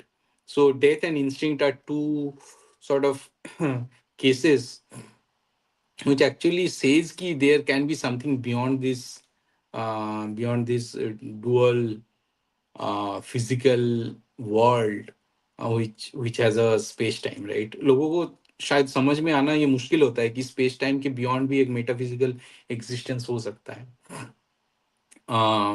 So without going to physics, here I am trying to show that instinct is a proof कि there can be a temporal singularity जहाँ पे वो मतलब necessarily एक network नहीं रहता कि T1 T2 की okay there is a response और I am thinking something and then I am acting, उसके बीच वो टेम्पोरल गैप नहीं रहता. दिस इज टू शो कि इंस्टिंक्ट इज द प्रूफ कि as a result, time for the instinct driven animal is perceived only in the now. So जिस moment पे instinct आता है उस मोमेंट पे जैसे जो टेम्पोरल सेंस है विद इन एन एजेंट वो गायब हो जाता है. ठीक है. So it is asymptotically we can say कि basically instinct in its most elemental form immerses us in the now, and reason helps us to weave integrate. तो रीजन में क्या होता है, रीजन में एक टेम्पोरल सेंस होता है, इंस्टिंक्ट में वजह से गायब हो जाता है. Together they form the foundation of how we experience and understand the dynamics of reality. So obviously reason है वहाँ पे you perceive time, but instinct में जैसे you stop perceiving time, like it's a singularity in your consciousness in a way. It is a obviously it's some kind of a hint that there exists something which is beyond the perception, which lives in this spatio-temporal world. Okay, ये थोड़ा बहुत मैंने लिखा है, फिर मैं आगे जा रहा हूँ जहाँ पे I think I wanted to discuss something which are now our I think the definition of intention morality, spontaneous morality. तो ये हम लोग तो ये बातें करते रहते हैं कि Abrahamic morality is intention morality, Hindu morality is natural morality, which is manifestation of some sort of spontaneous morality. तो अभी उसको हम लोग डिफाइन करेंगे. ठीक है. So morality, which was in truth a set of eternal non-dual principles aligned with sattva. Now I have to prove why I'm calling it eternal. But okay, so basically, from this treatment, ki okay, death exists as a tamas. You have instinct. I tried to prove कि there is a metaphysical existence beyond this dual physicality. Okay, the beyond the duality of physicality itself, the physical world. Now, morality, which was in truth, so morality is beyond that world. Okay, if there exists morality, which is eternal morality, it has to be beyond this duality of the physical world. It has to be beyond this physical world itself. Morality, which was in truth a set of eternal non-dual principles aligned with sattva and fostered by rajas, is exported to an agent outside one's own faculty, and that external agent does not hesitate to introduce inertness, decadence, delusion, dualistic, discriminatory pseudo-ethics in framing the moral codes to control man and his society. अगर morality को तुम export कर दोगे to an external agent like Abrahamic God, वहां से वो जो obviously if you export it from your atman, from your spontaneous inner non dual atman, वहां से निकाल के जब मोरालिटी को एक्सटर्नलाइज करने के मतलब if you conceive morality as something that you can externalize, वहां पे ही डुअलिज्म क्रिएट हो जाएगा, राइट? वहां पे ही मोरालिटी फिर वो फिजिकल डुअलिज्म जो है उसके अंदर आ जाएगा, विच मीन कि morality will no longer remain eternal. Okay, This morality born out of one's intention, that is the intention of the man himself or of the external agent, right? कि ठीक है, तुम बोल रहे हो कि चलो मान ही लेते हैं बाहर वाला एक हेवन है जहाँ पे बहुत ऊपर एक हेवन है जहाँ पे एक गॉड एग्जिस्ट करता है, but then even if he exist, वहां पे फिर he is dictating morality out of intention, right? His intention is to dictate morality, and it is not coming out of spontaneous, deeply human expressiveness and honesty. Morality has to be spontaneous, okay? It has to be deep, it has to come from this human expressiveness and honesty, right? Now ये जो external agent के द्वारा किया गया या फिर इंसानों के इंटेंशन के द्वारा क्रिएट किया गया जो मोरालिटी है, let's name it intention morality. And the morality comprised of sattva and rajas, emanating from the prana and rai of a man and withstanding any guna vikara, जो जिसमें विकार नहीं आता, और external imposition of duality is defined as spontaneous morality. ऐसा morality जिसमें जो ये जो फिजिकल डुअलिटी है उसके बियॉन्ड अगर कुछ है, जो प्राण और रई से निकल रहा है, और जो एक्चुअली कोई भी तरह का जो गुण विकार होता है, मतलब तमस जैसे जकड़ लेता है फिर उसको धीरे धीरे मौत की तरफ ले जाता है, उससे जो परे है, ठीक है, जो ह्यूमन स्पॉन्टिनिटी से आ रहा है, जो बिल्कुल ही अंदर से आ रहा है, कोई इंटेंशन से नहीं आ रहा है, we are calling it spontaneous morality. ठीक है. So obviously joy, delight, empathy, courage, love, bravery, heroism, gratitude, pride, even anger, sorrow, pathos, pity, these can be spontaneous emotions, right, as a reaction to some environmental factor, but they come purely from quote unquote the heart, without any it may come from the core without any pre-decided intentions, right? So they are somehow they are a little virtuous, and they bring in situ some value, meaning, and purpose to life in the most natural manner. It is because of the spontaneity and honesty of these emotions that a Hindu find a connection with them, find a weird fulfillment in spectating them, spectating these emotions in them. ठीक है, उनके mind में जैसे ये सब emotion आता है, it Hindu finds a weird fulfillment in spectating these emotions blooming within him or his mind in his stream of consciousness. Joy or sorrow, delight or anger, bravery or pathos, avidly experiencing all these natural emotions lead him toward a strange sense of completeness, sense of fulfillment and attainment of meaning in the most pious and virtuous way. This delight, this sense of fulfillment is something that essentially distinguishes a Hindu from the Abrahamics. A Hindu always knows that whatever he has been experiencing in his life is not the result of some top down agenda, or मतलब he is at least conscious about it, fed by any power, politics, padri, or prophet, but rather of his karma and his spontaneous functioning of the nature, and the spontaneous functioning of the nature. Or at least he can distinguish between a propaganda and a spontaneous event in reality. He senses his life not as a flimsy fabrication designed by the grand intention of a state or a religion or a cult, but rather as a unique benevolent gift from Mother Nature, in whose womb his very Atman and his karma reside forever as indestructibles. This experience of immortality and vitality comes manifestly from the experience of true and honest emotions, not from the compulsion to justify the imposition of religious dogmas to his own soul, like an Abrahamics. Since he verily knows that his thoughts, emotions, and actions are true and honest, not mired by any externally imposed religiosity, and because truth is always above religion, the life of a Hindu can relish a sense of joy and fulfillment through the assumption of his own life's ownership. And ownership, which is much fundamental than any belief, faith, event, or perception of a man. This ownership elevates him from the cradle of naivety to the highest heaven, quote unquote heaven, of a happy, fulfilling, responsible, manly life. In this quote unquote heaven, there is no externally imposed Almighty God craving for more and more followers. This heaven is to each his own, a deeply personal attainment awarded to a noble man for his perpetual attempt to attain divinity through diligence and perfection. Any experience of life, thus good or bad, becomes truly a unique and subjective experience avidly owned by an individual in the entire universe. And these conscious experiences give a Hindu man a sense of freedom, independence, and immortality.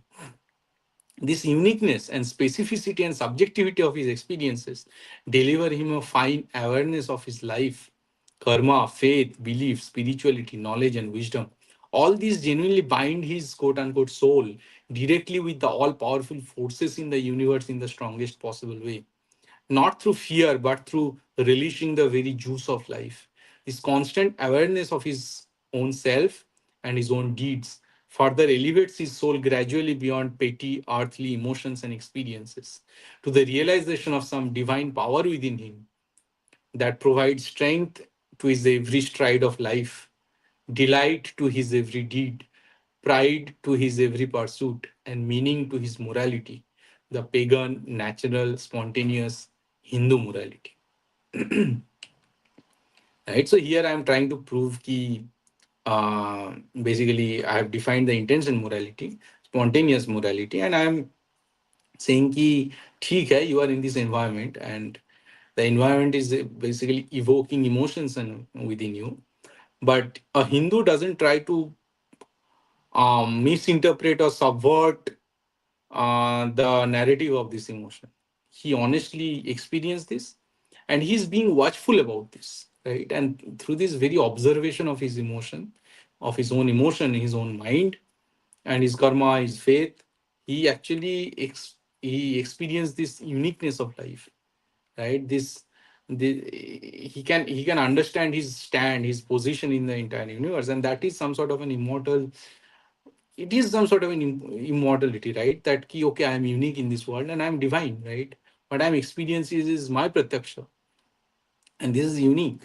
This constant awareness of his own self and his own deeds elevates his soul beyond any pettiness, right? So again, Rudra, are you here? I'm going to drink some water, and meanwhile we can take some comment and questions if there is any. Rudra, are you here?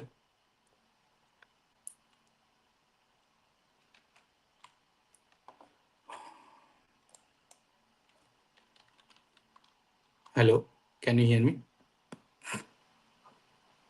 Yeah, but there are no questions to discuss. I think we can open the Anyone stream want to to. join? Anyone want to join? Yeah, if anyone wants to join, then check out the members only post for the stream joining link. In the meantime, let me share this document. So from here we can we will try to define dharma as natural being in appearance, but probably in the next lecture, because I can already see this is going to be a very it will take one more episode probably from here. What we are left with, so we have discussed the natural and spontaneous morality. Now intention morality we have defined, but we should now define ki, can intention be the basis of morality? But these things we'll probably discuss in another episode next time. And there we will define karma, dharma, and all these things um, with respect to this framework that we have been developing. Okay. So, if anyone wants to join, maybe we can have a nice discussion and sort of comments and critique on this lecture.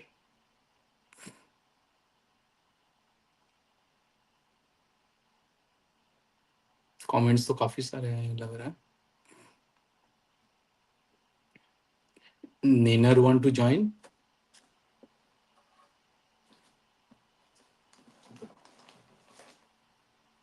Rishi is there, Nainer is there. So maybe you guys can join if you want to.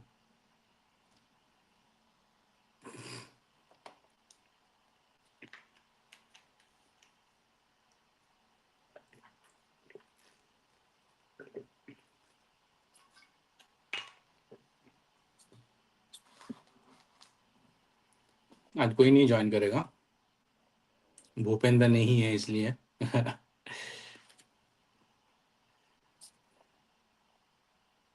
चलो, I think it's a good point two stop it here. Next lecture 4 में यही discuss करेंगे, Hindu morality is natural morality. इसी जो आज जो लगभग discuss किया उसको ही आगे बढ़ाएंगे, ठीक है। और फिर कुछ अच्छा कमेंट है तो ले लेते हैं यहाँ पे, अगर ठीक ठाक कुछ कमेंट अगर है। वीकेंड में करो दादा, मैं ज्वाइन करूँगा। अच्छा अच्छा, ओके। वीकेंड को मैं I think I am going to Bangalore actually. मेरा जो वो हिंदू जेनोसाइड वाला जो बुक है, वो उसका बात चल रहा है कन्नड़ में एक्चुअली ट्रांसलेट करने का। तो वो बात करने के लिए जाऊंगा, और ऑब्वियसली मेरे एक दो दोस्त हैं उनसे मिलूंगा फिर। तो वीकेंड को तो आई थिंक नहीं कर पाएंगे इस बार। बट हाँ, मंडे या ट्यूसडे को रखते हैं, फिर इसी को कंटिन्यू करेंगे। हेलो ऋषि। अरे नमस्कार विजित दा, नमस्कार नमस्कार नमस्कार। नमस्कार। धर्मा को भी नमस्ते। सो ना, असाधारण अच्छा, सॉरी, हिंदी में बोल रहा था। बहुत ही असाधारण था आज का प्रस्तुति, और शायद सारे जितने भी दर्शक है उन्हें भी अच्छा लगा होगा आज का सेशन जो हुआ है। So I wanted to talk to you about one,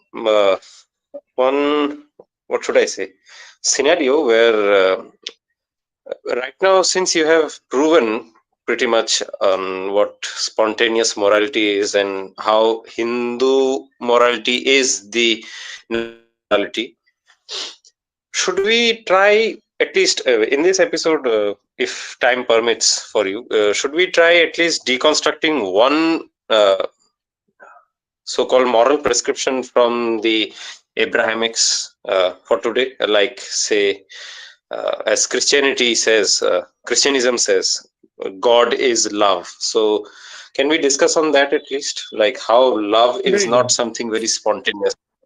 Exactly. What So, look? first of all, when they are saying God is love or this kind of thing, I mean, obviously, they always have a historical context. I mean, they themselves claim कि अगर कोई कुरान में आयत आया या फिर कहीं पे भी क्रिश्चियनिज्म में कहीं कुछ लिखा गया, it has to be viewed in a specific historical context. तो उसके लिए फिर इस्लाम में जैसे हदीत आ जाता है, क्रिश्चियनिज्म में भी उसका कॉन्टेक्स्ट आ ही जाता है, इंटरप्रिटेशन वगैरह। सो ऑब्वियसली जब तुम हिस्टोरिकल कॉन्टेक्स्ट में एक स्टेटमेंट को डाल रहे हो, देन फिर तो obviously it has its birth and death. That statement itself has a context, okay. दूसरी बात, अगर history, so basically that now stoop the whole book, Abrahamic Ahle Kitab, to the level of a political book and not a spiritual book.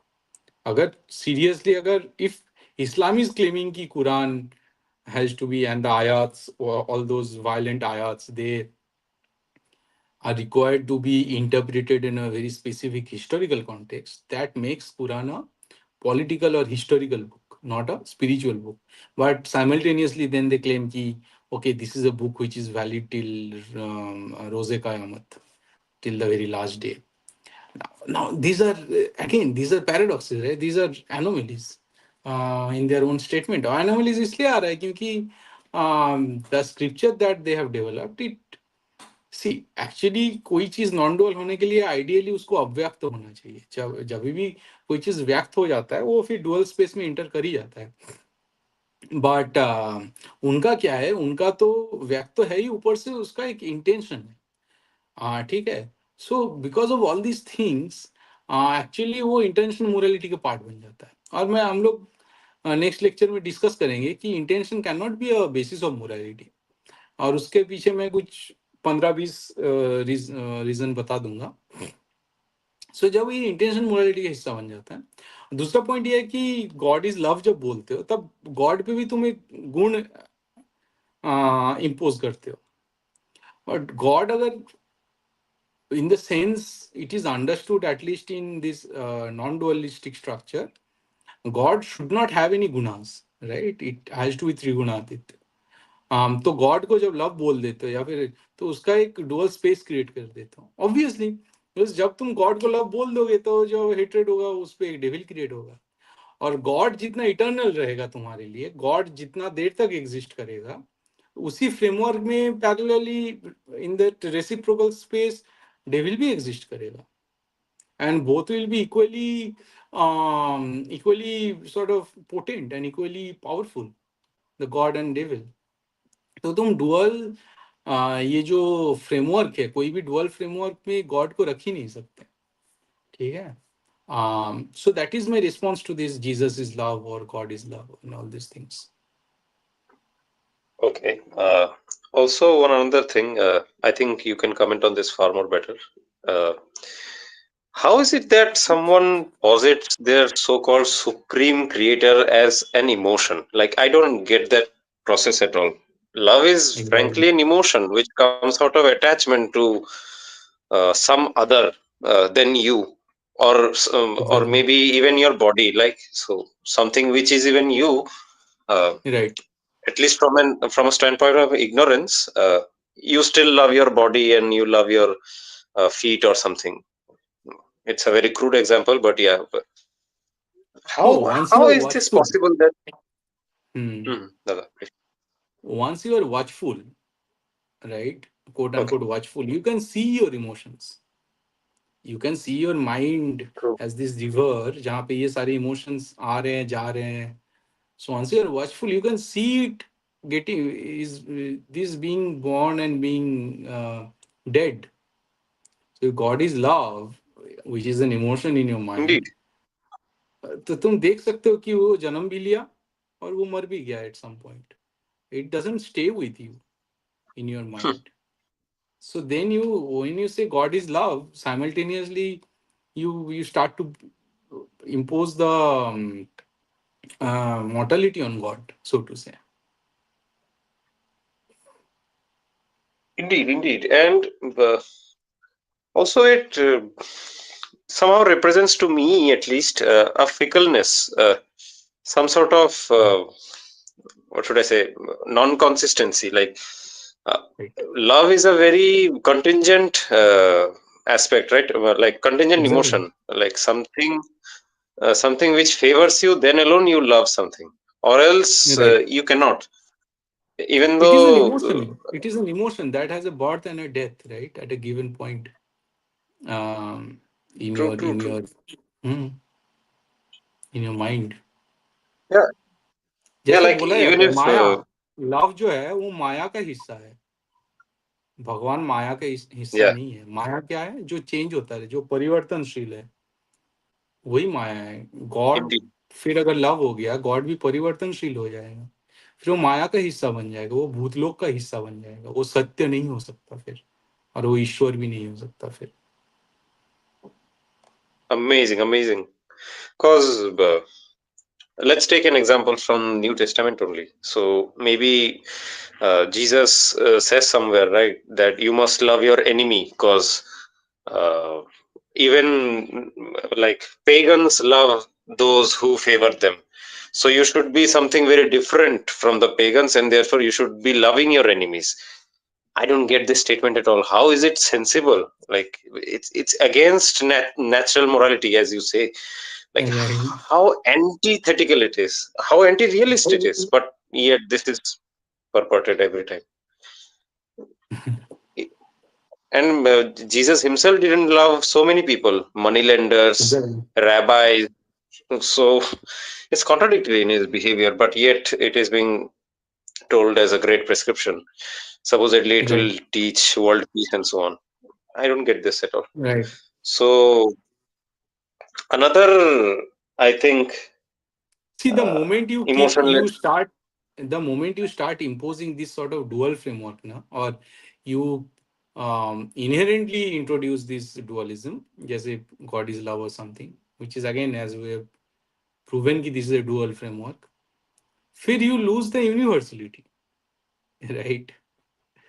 You can Indeed, achieve universality only by walking on that thin rope of non-dualism. If God is love, then जब दुनिया शुरू हुआ था फिर वहां पे love भी था कुछ मतलब it becomes a very absurd statement ना. completely. And it is an emotion born out of attachment to other objects. And if God Right. is supposed to be that very emotion, what's the other thing that we are loving then? Right. I mean, do you love now? Or what sort of nonsense is this? I don't get this at all. Exactly. And for example, naturality. When we talk about naturality, so there is naturality in the physical world itself in terms of principle, right? For example, a stone, it does not have love, still it is functioning, right? So the God is not present in the functioning of physics, right? Uh, Indeed, he's away from the universe or from real right. world in his throne in heaven or somewhere. So And he useless. doesn't have power over it, right? If God is love, then the stone is not being driven by love, so it is not being dictated by God. So फिर तो सब कुछ उसके RAM से बाहर चला गया ये सब चीजें. Completely, completely. And if God is love, then what sort of world has He made? I mean, this Right. argument can be made every time against Christians. Obviously, they will have some decrepit answers which will never be agreed upon, but still, yeah, they fall into that And trap again and for again. I mean in contrast you have values जहाँ से देवता निकल रहे हैं, those natural powers, right? उसके ऊपर principal बैठता है, उसके Indeed. ऊपर जैसे सनातन बैठा हुआ है, right?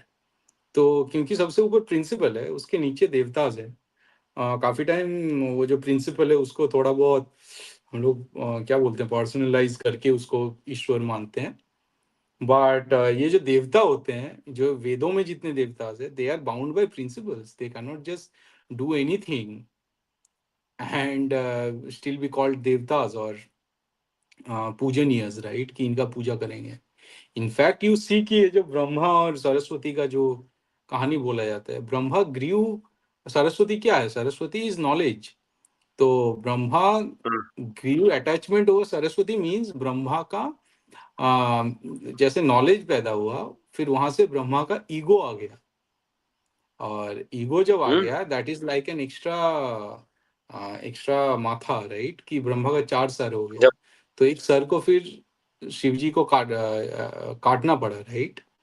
So it Yep. Says कि even as a god if you grow an ego, तो तुम्हें वहां से फिर नीचे गिरा दिया जाएगा, स्टेटस से गिरा दिया जाएगा. Because Brahma grieve ego, because he stoop down to the level of this dualism, this dual physical world.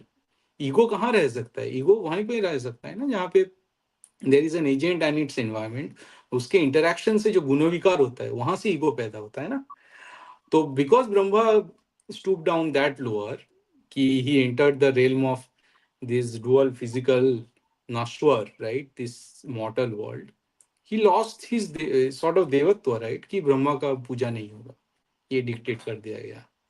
So just imagine how brutal the Hindu, quote unquote brutal, the Hindu scripture is, कि it is treating Brahma as not पूजनीय because उसके पास ego आ गया जो actually non dual नहीं है. Indeed, indeed. और Another upakhyan is और आप there, right? Abrahamic You God know को about देखो, अब्राहमिक गॉड का तो ईगो से भरा हुआ है. Abrahamic God is full of ego. जितने भी डुअल जो जो डुअल फीलिंग तो नहीं कहूंगा, जो भी गुण होता है या बहुत गुण कह सकते हो, उससे तो अब्राहमिक गॉड भरा हुआ है. If you read Quran, Quran is saying कि मैं तो मक्कार हूँ, ठीक है, मैं चालबाज हूँ, it. कि इंसान भी चाल चलता है, मैं भी चाल चलता हूँ, बट मैं सबसे बड़ा चालबाज हूँ. सो एंड कि मेरे पास अगर ना हो तो तुम्हें मैं हेल में बॉर्न करूंगा, मेरा पूजा या फिर मेरा जो भी है इबादत नहीं किया तो मैं तुम्हें सड़ाऊंगा. मैं मुनाफिकों को जहन्नम का ईंधन बनाऊंगा. फिर जो काफिर है उनको, उनका खाल उतार के फिर उनको तंदूर बनाऊंगा उनका. It is Oh full of my ego, God. Right? it's like some sort of uh, okay. I will not comment more. This is a dangerous territory. Yeah, and manifestly, you know whose ego it is. You know whose ego it is. I'm not that person who cannot be named, right? Completely. That Islamic God is basically his ego and nothing else. Like it's like he's projecting. Someone is projecting out of that Hmm. inner wishes. That Right, deep exactly. down, also Hmm. We know it is. It is a fact. completely like also with this whole expression of God is love. I think this is also a expression of ego, right, over here as well. So Yes. it's like some sort of superiority you are trying to uphold over others, No, especially see, those who are it is a fact that without an ego you cannot perceive emotion. अहंग जो है अहंग से completely. तो ये सब चीजें आता है ना. तो जब अहंग ही खत्म हो जाता है फिर वहां से तो फिर यात्रा चालू होता है कि अहंग के ऊपर जो है बियॉन्ड अहंग जो होता है वहां पे फिर इमोशन वो जो डुअलिज्म है वो वाला फिर वो बंद होना चालू होता है. Right, you just shut it. You shut this hole. क्योंकि जब ये डुअलिटी का क्या होता है, अहंग है इसलिए ये है. जब अहंग बंद हो जाएगा तब तुम वैसे चीजों को परसीव करना भी बंद कर दोगे. तो तुम लव हो हेट हो इसको परसीव करना बंद कर दोगे जब तुम्हारा अहंग खत्म हो जाता है. इनफैक्ट आई थिंक गीता में एक श्लोक है यार, चैप्टर 18.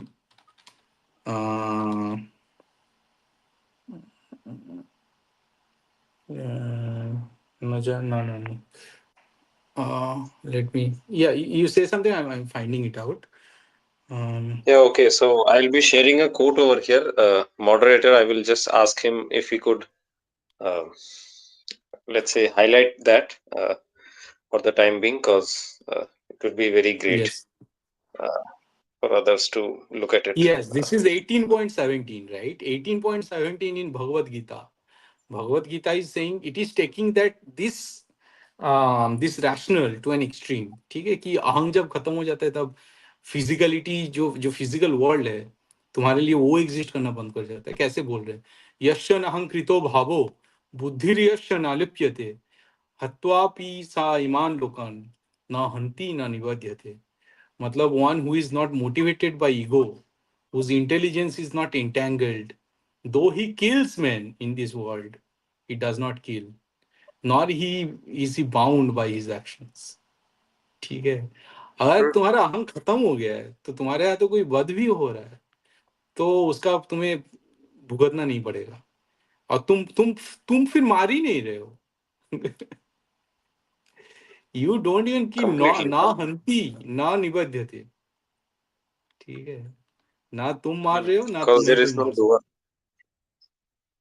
Completely, हाँ it's ego. from the standpoint of Atman. So who's the one doing the action at all? हाँ You वो कोई are दूसरा कर ही रहा है. Western philosopher call it action at a distance but really this is not action at a. This is real transcendence. यहाँ पे डिस्टेंस नहीं है. This is complete exactly. Immediacy to your atman. You are just getting too close. You are not distancing from your own Atman. You're just knowing your Atman. You are being the Atman. It cannot be action from a distance. Indeed, completely. So another, I think, emotion we can maybe discuss about uh, is it what should I say? So there is this whole thinking process, right, in within these Abrahamic frameworks about um, a very crude hatred towards wealth, like wealth earning or wealth creators that we see. Uh, so, for example, for the audience, I will just refer to it. Jesus has a very funny quote that uh, uh, a camel can go through the eye of a needle, uh, unlike unlike a money lender will be able to go through Mhm. heaven. So it's like that sort of impossible scenario. A money Right. lender or a wealth creator is the is so worse that and so sinful that he cannot even get to heaven. But even a camel Basically, can he is go through cursing a the needle. Jews. He is cursing the Jews of his Oh, time, probably. That's the oh, political context,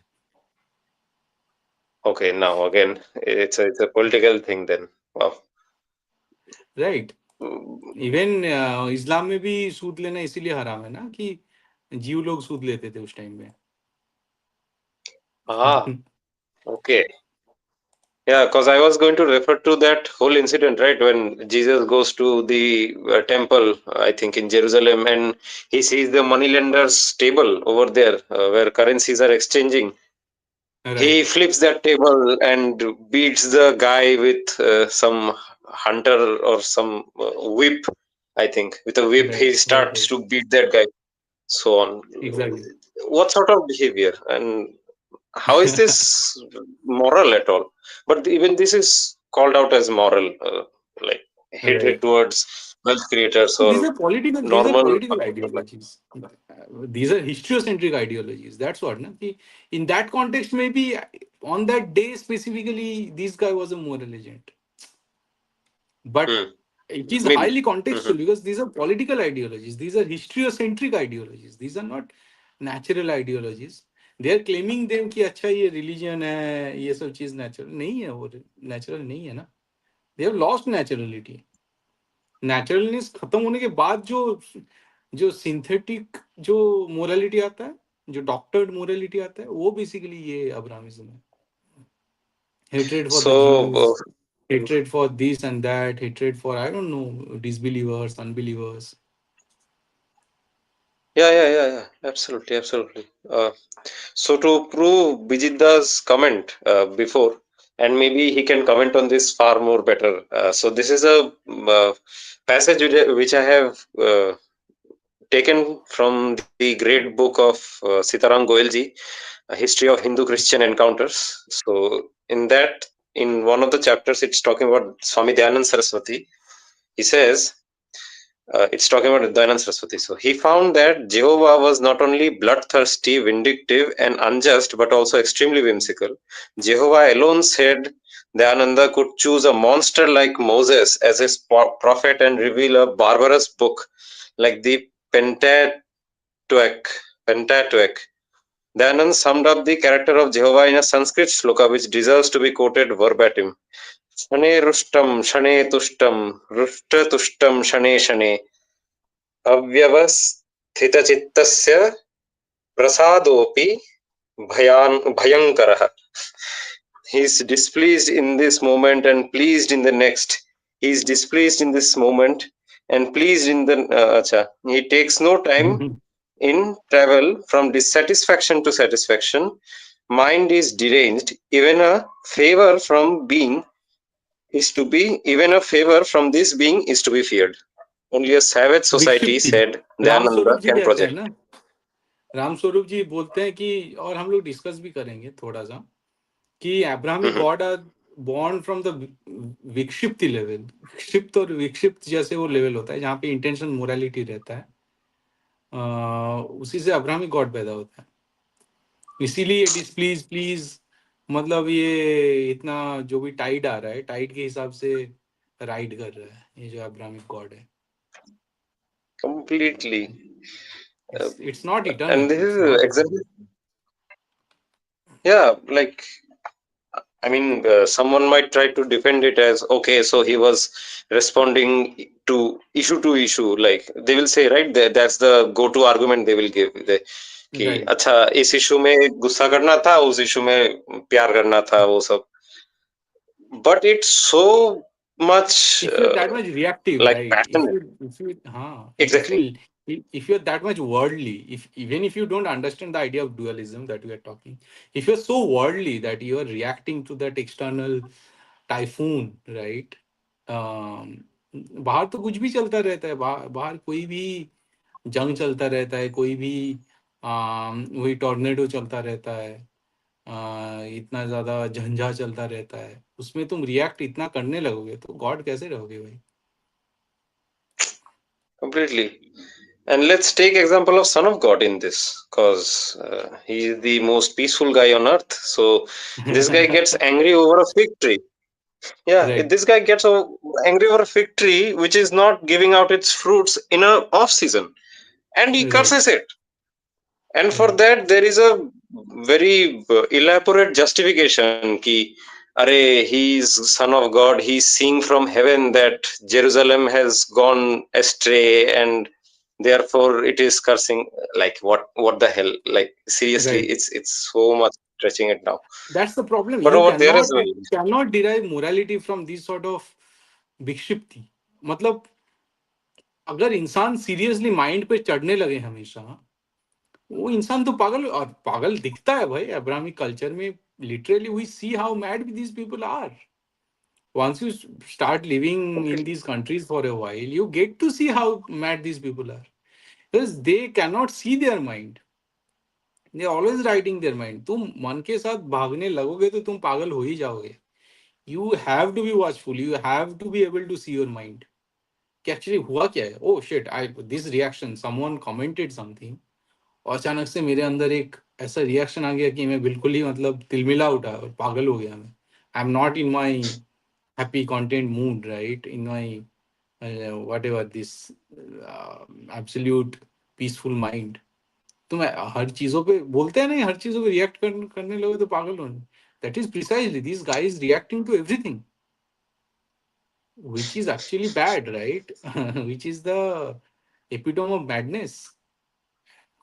Yeah, and these sort of guys are the agents of uh, chaos, and they are well Yeah, controlled by some other people the most. I right. think you can maybe speak on this as well, right? So in China there was this case, right? So after Christianity entered there, some guy claimed himself to be brother of Jesus or something, and Mhm. uh, I don't know about he this one. committed a rebellion. Yeah. Massacre, huge massacres happened. I think it's in अच्छा अच्छा. 18th century. Dada, you should please talk about that because this will really help us. Let's take it Uh, up. Yes, let's take it up. yeah, yeah, absolutely. But उस पे So I अगर God think को बनाओगे तो वो पागलपंती आएगा और कुछ नहीं आएगा. And then they start indeed. Talking about Maa Kali, कि माँ काली का जो विभत्स होता है वो देख के वो लोग डर जाते हैं कि लाइक ये गॉडेस कैसे हो सकती है, right? Yes, obviously if you are that much evil in your mind, you Exactly. See this kind of image. उसीलिए बनाया गया है माँ काली को, कि देख के तुम्हारे अंदर जो है उसे वो निकल के आए कि हाँ मुझे डरना चाहिए, मुझे डर लग रहा है, राइट?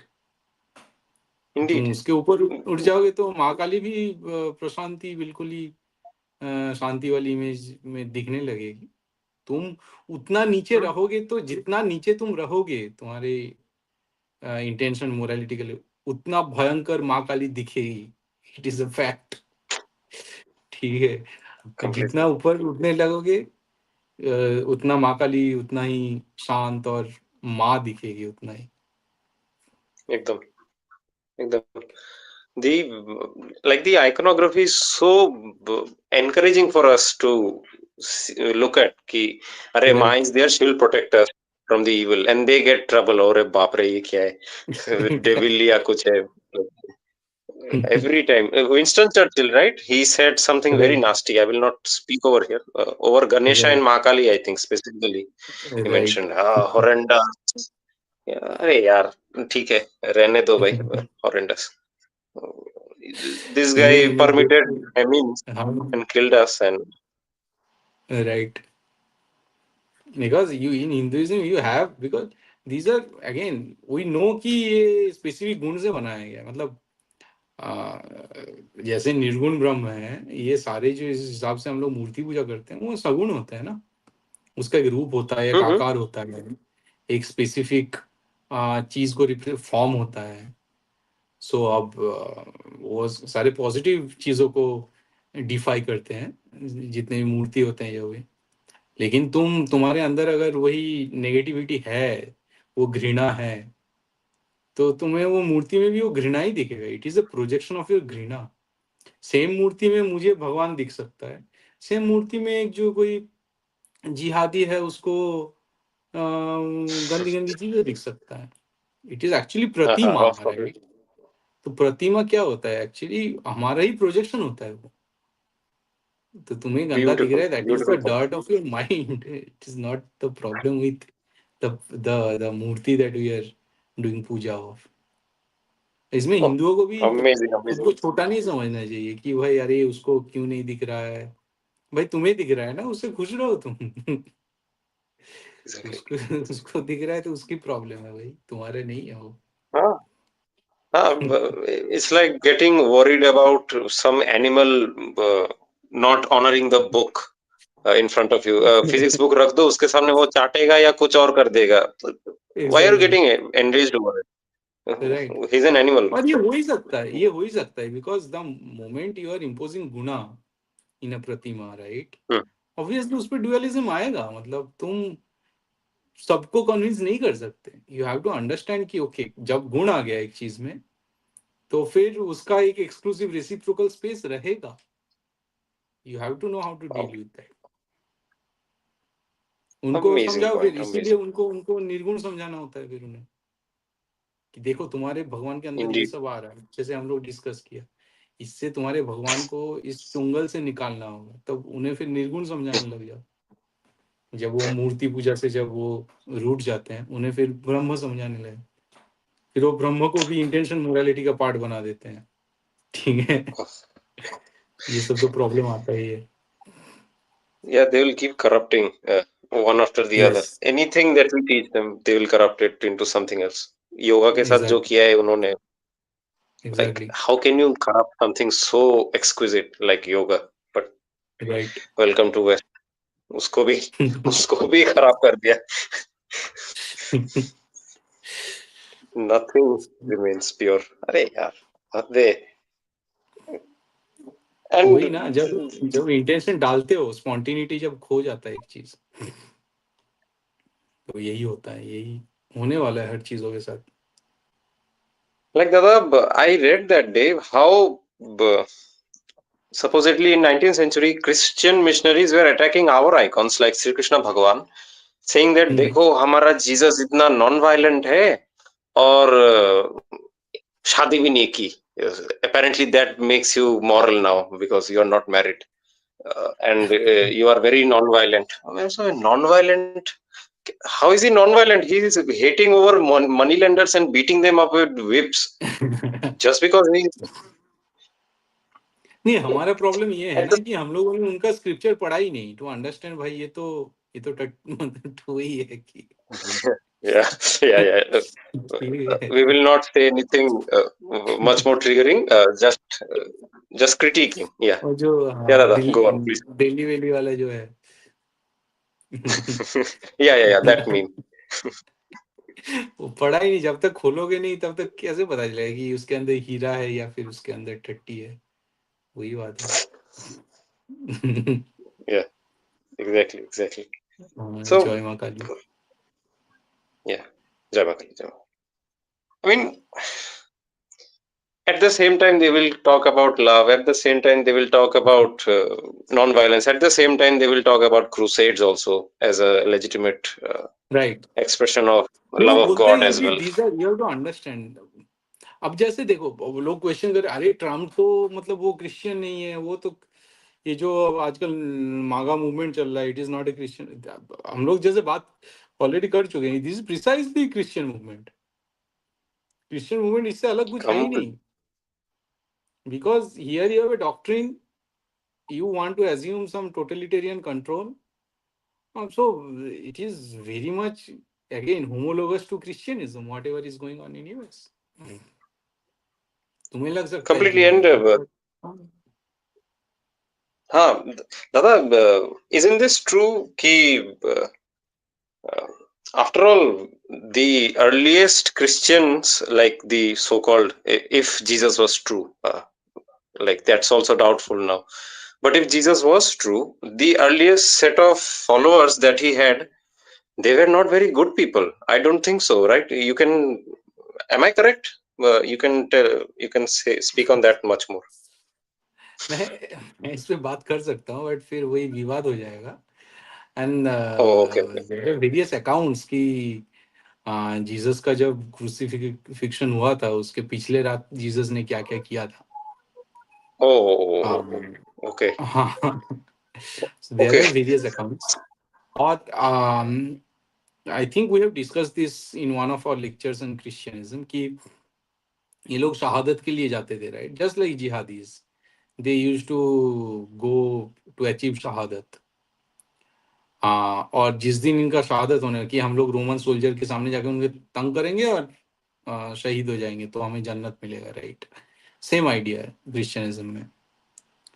तो ये नेक्स्ट दिन जब हमारा मौत होगा उसके पिछले दिन बहुत सारा दारू पीना, बहुत सारा सेक्स करना, ये जो एट्रीब्यूट है इसका एक सोर्स है ना, इसका एक कोट अनकोट सुन्नत है.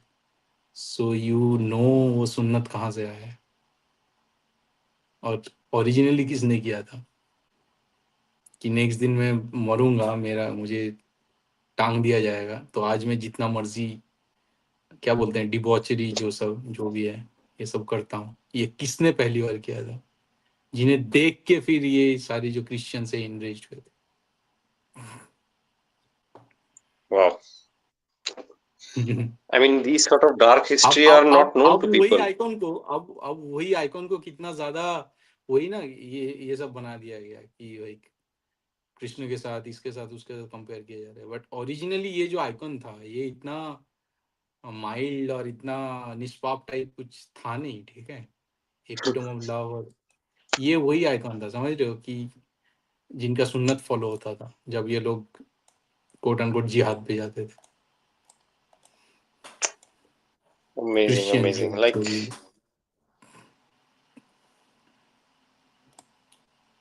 so this is, this is my last point. I would be highlighting over here, and maybe if there are other audiences or any questions in the comment section, maybe that could be taken up. Right. But this was something I wanted to show you, Vijitda. So moderator can, if the moderator can look at this.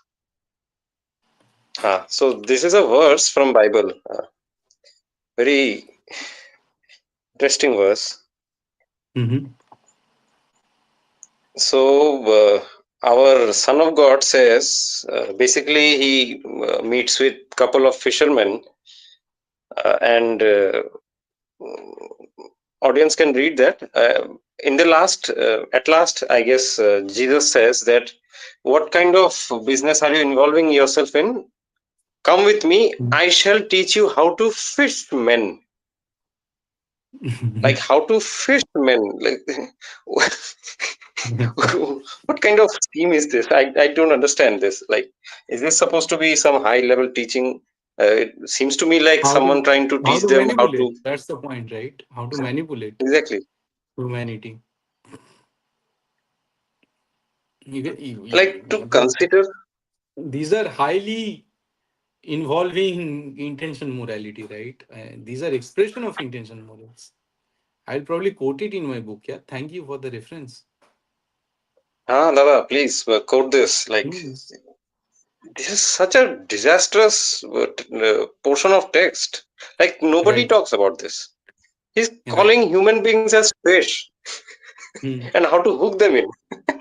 Right.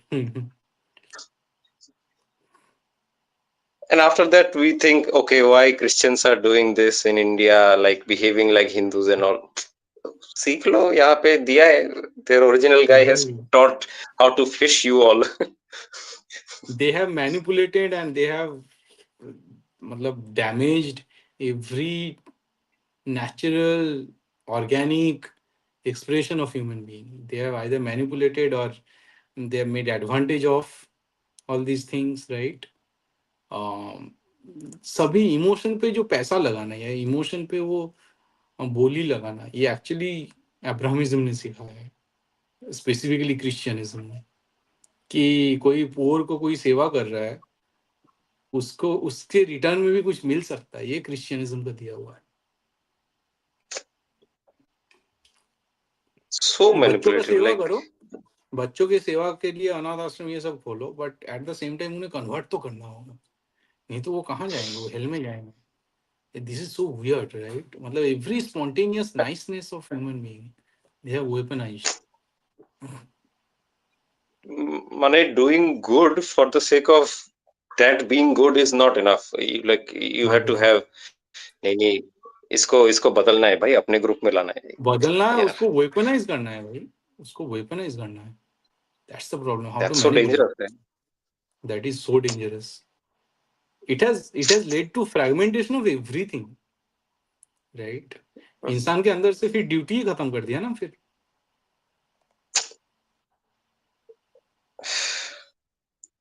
And they have such commandments, right? Ki, after me, you shall be following, and try to convert others into this group and so on. Right. It's continuing still, that very same and you know process. Like, Okay, so मतलब वो जो वहाँ का जो culture है ना, western culture में, it is so cool. It's a normal thing to, मतलब before a stranger it is very normal to bring up the issue of that person, of your friend with their parents, कि the kind of issue that I have with my parents। ये हर हर कोई भी दोस्त रहेगा ना, वो बोलेगा हाँ parents so bad, right? Why do they do it? To escape their duties। it's very simple, they just create a narrative। It is always easy to create a narrative, yaar। We are talking right now, right? If you have that sort of intentional morality, you always create a narrative about me, right? It's very easy, it's not a very difficult thing, but they create that narrative। it is that narrative जो कि यार parents के बारे में गंदा चीजें एक narrative कर देंगे, और चार पांच लोग, मतलब जितने भी दोस्त हैं ये हैं, उनको बता देंगे कि मेरा बाप कैसा था, और जिनके वजह से मुझे चाइल्डहुड ट्रॉमा मिला, इसीलिए मैंने छोड़ दिया है। And it actually comes out, you see कि जितने भी सेलिब्रिटी स्कैंडल वगैरह होता है, सारों में मॉम डैड को कितना, मॉम डैड का भी इंटेंशन मोरालिटी है। सो जब दोनों तरफ से इंटेंशन मोरालिटी है, then there is no place for trust और ऑनर इन एनी रिलेशनशिप। और वो झलकता है wow. उनके कल्चर में ये। So, Dada, then at the very fundamental level of family, they do not have what is called as social capital. Then, मतलब that normal relation ही नहीं है कि नहीं, okay, नॉर्मल I रिलेशन है ही am नहीं। वहां पे भाई पेरेंट्स को ईमेल भेजना होता है आने से पहले। Parents email wow. भेजते हैं, फिर बच्चे बोलते हैं अच्छा आ जाओ या नहीं आ जाओ, या फिर मैं बिजी हूँ नहीं बिजी हूँ। आई am not Ah, kidding, I am not making this up dude. This is the norm, this is not, I am not saying कि यार मैंने एक दोस्तों से मिला था, वो दोस्त ऐसा कर, no no no no, this is non, this is how it actually happens, this is the culture कि मॉम डैड ईमेल करेंगे और फिर बच्चा अप्रूव करेगा, फिर वो मॉम डैड आएंगे। This is not specific to anyone, this is the norm of that society. ऐसे ही होता है, ये रूल है वहां पे। और currently वो touted intentional as morality the जितना, हाँ, the most advanced, yeah, wow. Most modern भाई एडवांस ऐसे ही रिलीजन। एडवांसमेंट नहीं चाहिए भाई। भाई या it kills all the spontaneity यार। स्पॉन्टिनिटी की जगह इंसान के अंदर नहीं रहेगा, फिर इंसान क्या रहेगा? फिर तो वही एजेंट ही बन जाएगा ना, सब्जेक्ट ही बन जाएगा कोई ना कोई प्रोपागेंडा no कोई भी wonder चीज। Dada, like no wonder Dada, they have so many recurring ideologies coming up every time because somehow right. they have to bring back some sort of semblance कि अरे अरे ये तो गयो अरे बाप रे 100 साल हो गए बस डूबना चालू अरे बाप रे। Yeah, they are so insecure, right? You see this society, right? We call Hindu society ठीक है, डिकेइंग सोसाइटी है, ये वो है, बट उस लेवल का डर नहीं है कि भाई हमें तो बिल्कुल एक नया कोई आइडियोलॉजी लाना होगा, हम तो पागल ही हो रहे हैं, हमारे तो खत्म ही हो जाएगा, ऐसा नहीं है।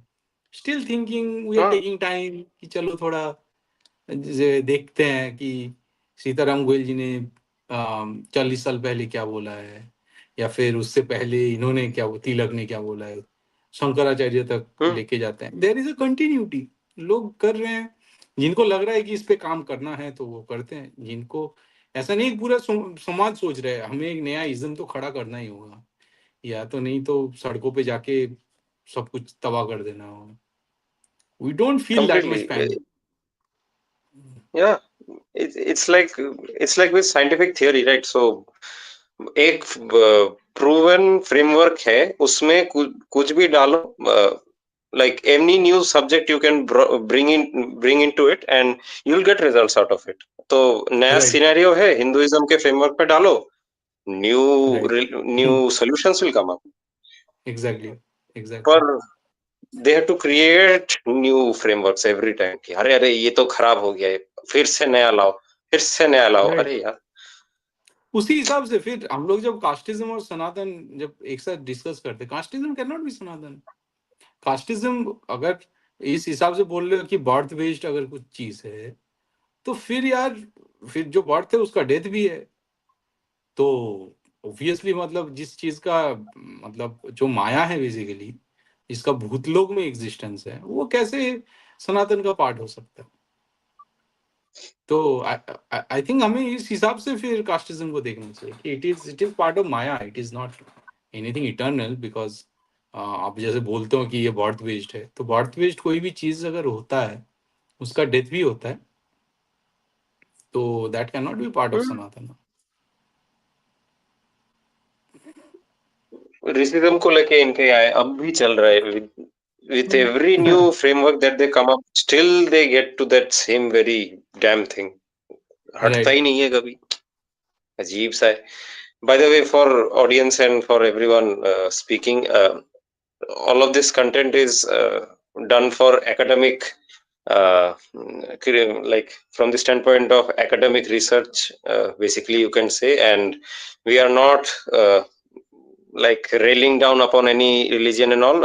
Freedom of religion, we respect it, and whatever we are doing, it's under Constitution of India. So please don't get enraged over it.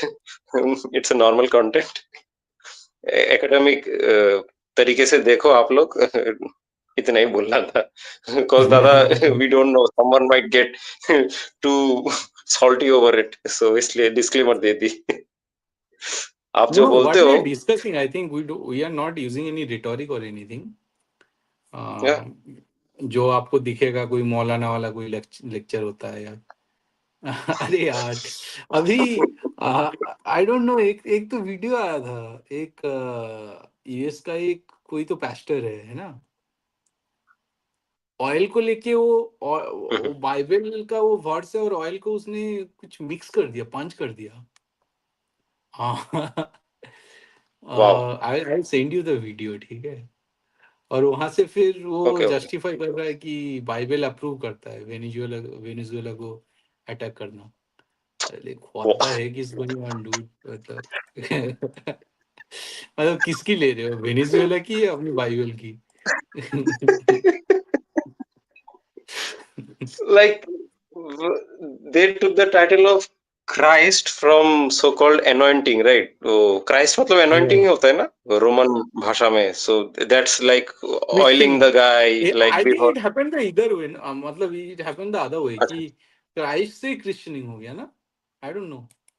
अच्छा अच्छा अच्छा अच्छा अच्छा. ओ ओके ओके ओके. Cause मैंने सोचा था वो मतलब जीसस को क्राइस्ट बुलाते थे cause he was like king of the world या क्या. अब भी चलता है ना, वो बोलते राइट. क्राइस्ट इज किंग या क्या कुछ स्लोगन देते रहते, मैंने देखा है. सो like are they right. taking that anointing whole ritual of oiling a guy with Venezuela? Like seriously? I think Seriously? so.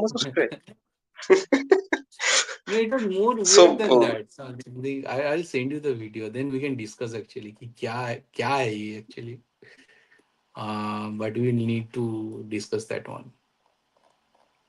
I like, I will not name the country, but in a country there were billboards of Mr. Trump being touted as the Solomon. No, not Solomon. Sorry, mistake.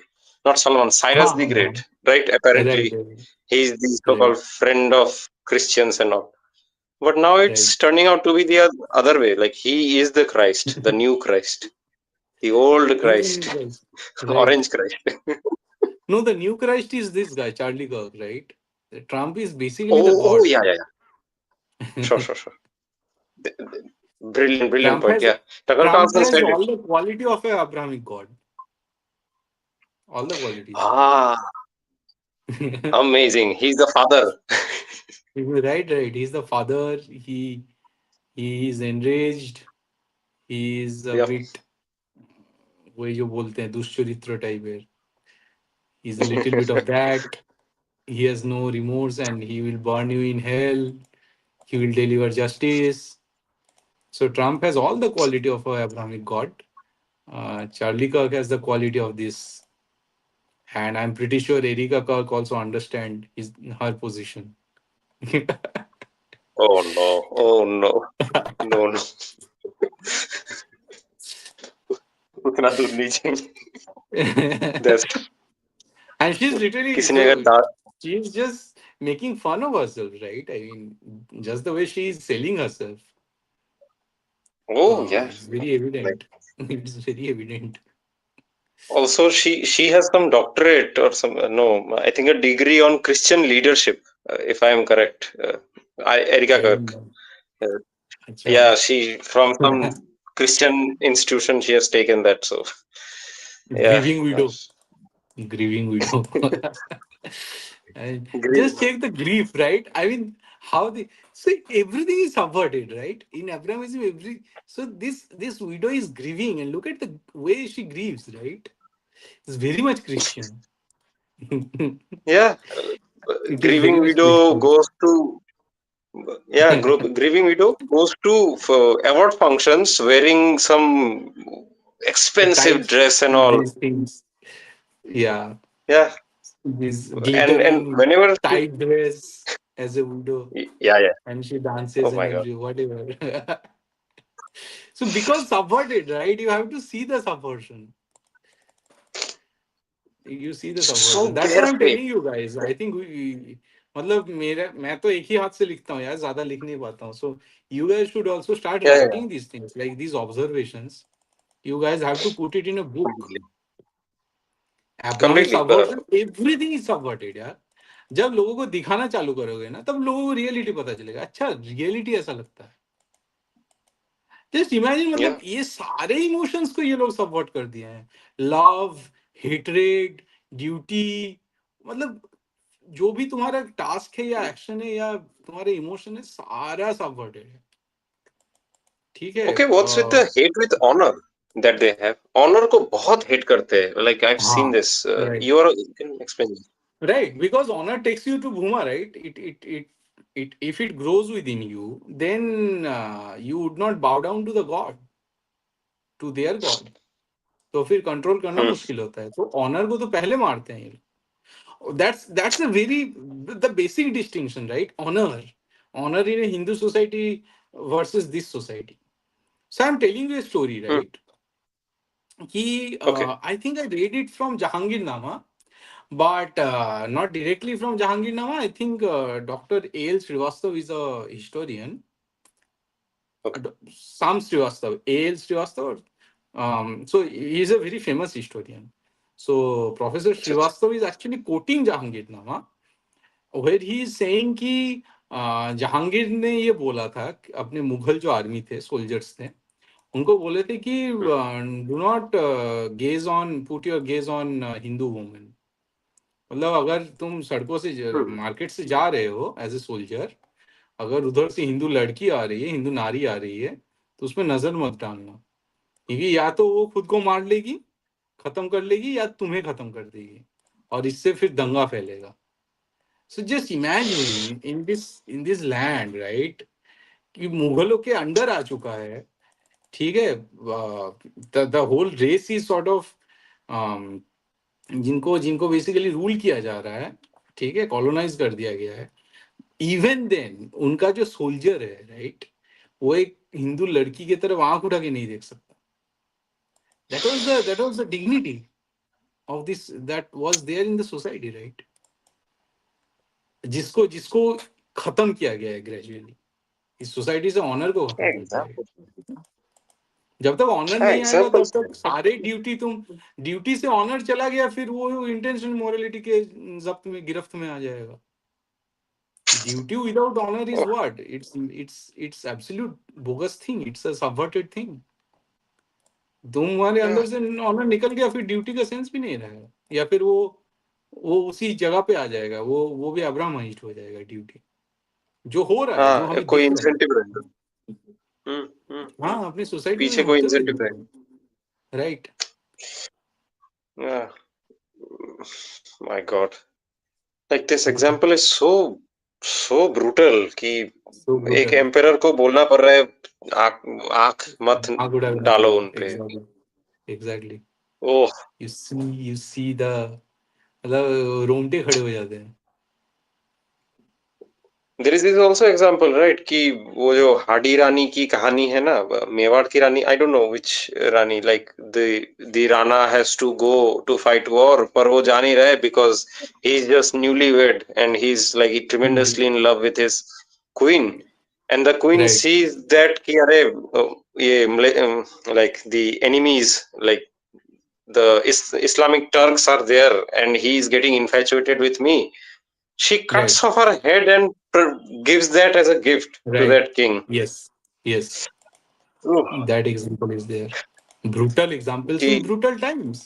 In brutal example in yeah, brutal times. और इसीलिए पहले इसी जो ये सब जो जो sacrifices है उसको पहले स्मॉर्च किया गया. ये जो जो भी yeah, उस टाइम पे जो भी जौहर और साका हुआ था, पहले उन पे काली डाला गया. You see. exactly. क्योंकि इनको ऑनर समझ में नहीं आता है. ऑनर जिसको समझ में नहीं आएगा फिर पहले जिसके पास ऑनर है उसको खत्म करेगा ना वो. फिर Completely. वही किया गया. Supposed academics like speak so disgusting stuff on Twitter and all. इस राइट. जौहर को लेके will not एग्जैक्टली repeat यार. that. मतलब और ये हमारे लॉ में आ जाना चाहिए कि क्योंकि इसी दैट्स द पॉइंट. मतलब आज जैसे हमने डिस्कस किया, without honour you can not defend moral framework यार. Right. It is the honour that is defending this morality in your creativity. उसमें ऑनर नहीं रहेगा फिर वो Completely. नाथी वो निहिलिज्म में गिरेगा यार वो जाके. Hmm, ऑनर के थ्रू और रही के absolutely. Through he you are actually going away from that nothingness. Honour जब मिट जाएगा, this is the very basic of this Hindu moral framework और natural, any natural moral framework. उसको तुम अगर नेचुरल मोरालिटी क्रिएट करना चाहते हो उसमें तुम्हें एक फंडामेंटल एजेंट की तरह ऑनर को रखना ही होगा. नहीं तो तुम किसी ना किसी के आगे झुक, तुम भगवान के आगे सर नीचा कर दोगे, उसके आगे सर नीचा करोगे, जेन्युइननेस नहीं आएगा चीजों में, इंटेंशनल मोरालिटी के गिरफ्त में आ जाओगे. Honour is the one of the most fundamental. ये रही जो है वो तो नॉन डुअल है ना. ऑनर इज समथिंग जो जिसे बोलते हैं कि spontaneous breaking of the symmetry. जो बिल्कुल ही निर्गुण वाला जो सिमेट्री है उससे जब थोड़ा सा डिजेनरेसी जब ब्रेक हो रहा है, जो सिमेट्री जो ब्रेक हो रहा है, उस लेवल पे ऑनर आता है. ऑनर इज नॉट निर्गुण thing, but it is the most fundamental गुण. ठीक है. which upon which the whole moral framework rest upon. ठीक है.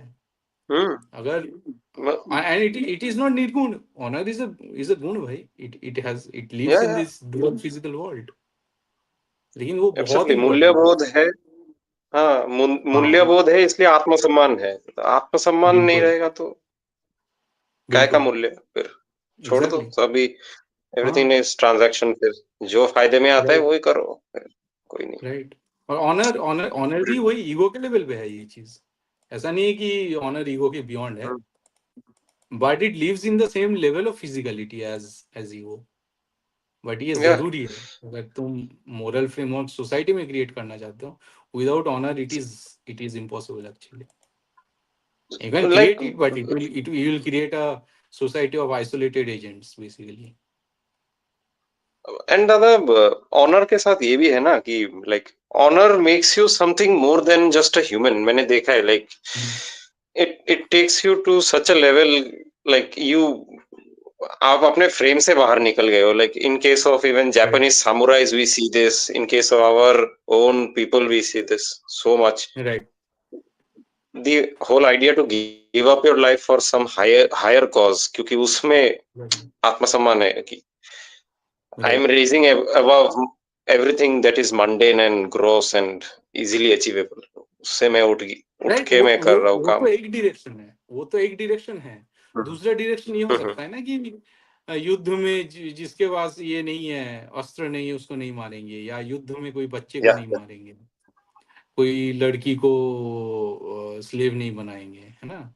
ये यप सारे ऑनर से आते हैं। The moment you lose it, you lose honour, you lose it all, you lose natural morality. अगर एक बाघ का, शेर का बच्चा भी होता है, वो भी अगर कोई, वो कोई मरा हुआ ये खाता नहीं है, वो हंट करके खाता है। दैट इज हिज ऑनर, या या यू या नो। Absolutely absolutely.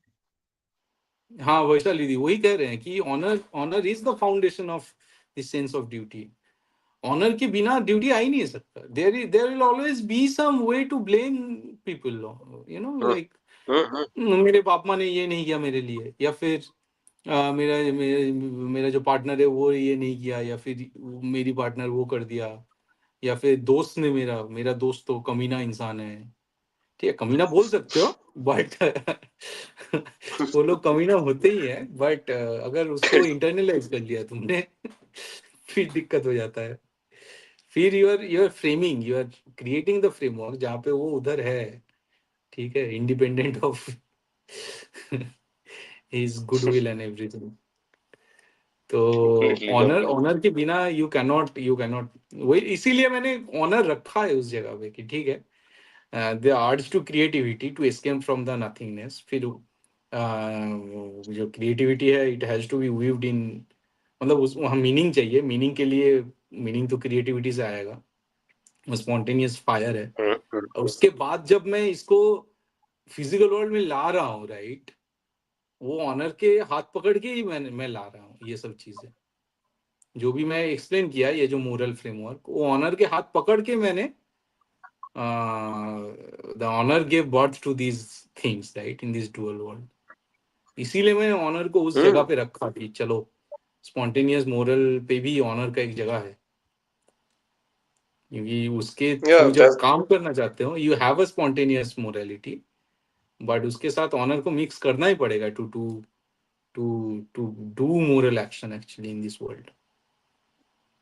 या ऑनर ऑनर के वजह से ही तो स्वराज का कॉन्सेप्ट आता है. लाइक राइट दैट होल कि I shall be ruled by like by myself, like should I say, कैसे इसे इंटरप्रेट करना है. This is such a big term like swaraj का जो टर्म है, but right right not getting to political connotations, but still yeah it's through yes honour. Exactly. Honour अगर है अगर कि भगवान आई भी विल है, not be ruled by someone. हाँ वही तो, वही मैंने एक सेंटेंस बोला, अगर भगवान भी है, I am not going to bow down, मतलब मैं प्राइड के साथ खड़ा रहूंगा as that proud knight of that भगवान, राइट। मुझे सर झुका के बिल्कुल ही, मतलब सबसर्विएंट बन जाने की जरूरत नहीं है। It has to, that respect for God has to come from the sense of honour and not from the sense of fear और सेंस ऑफ सबसर्वियंस और एनीथिंग, राइट। मतलब हम्म. डर से मतलब पूजा अपने नहीं यहाँ भी करनी। मतलब अपने यहाँ भी योद्धा सर झुकाते हैं. Like it is to show honor to right exactly, someone under whom it it's is an honour refuge. वो कल्चर, भी right, it's an honour honour culture culture. एकदम. यस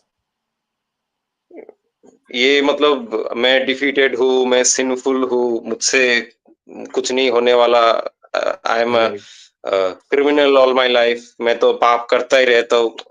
हाँ दिस मरने के दिस बाद सो क्या होगा डिस्गस्टिंग. इसलिए मैं झुक रहा हूँ, right, that is discussion. Yeah completely.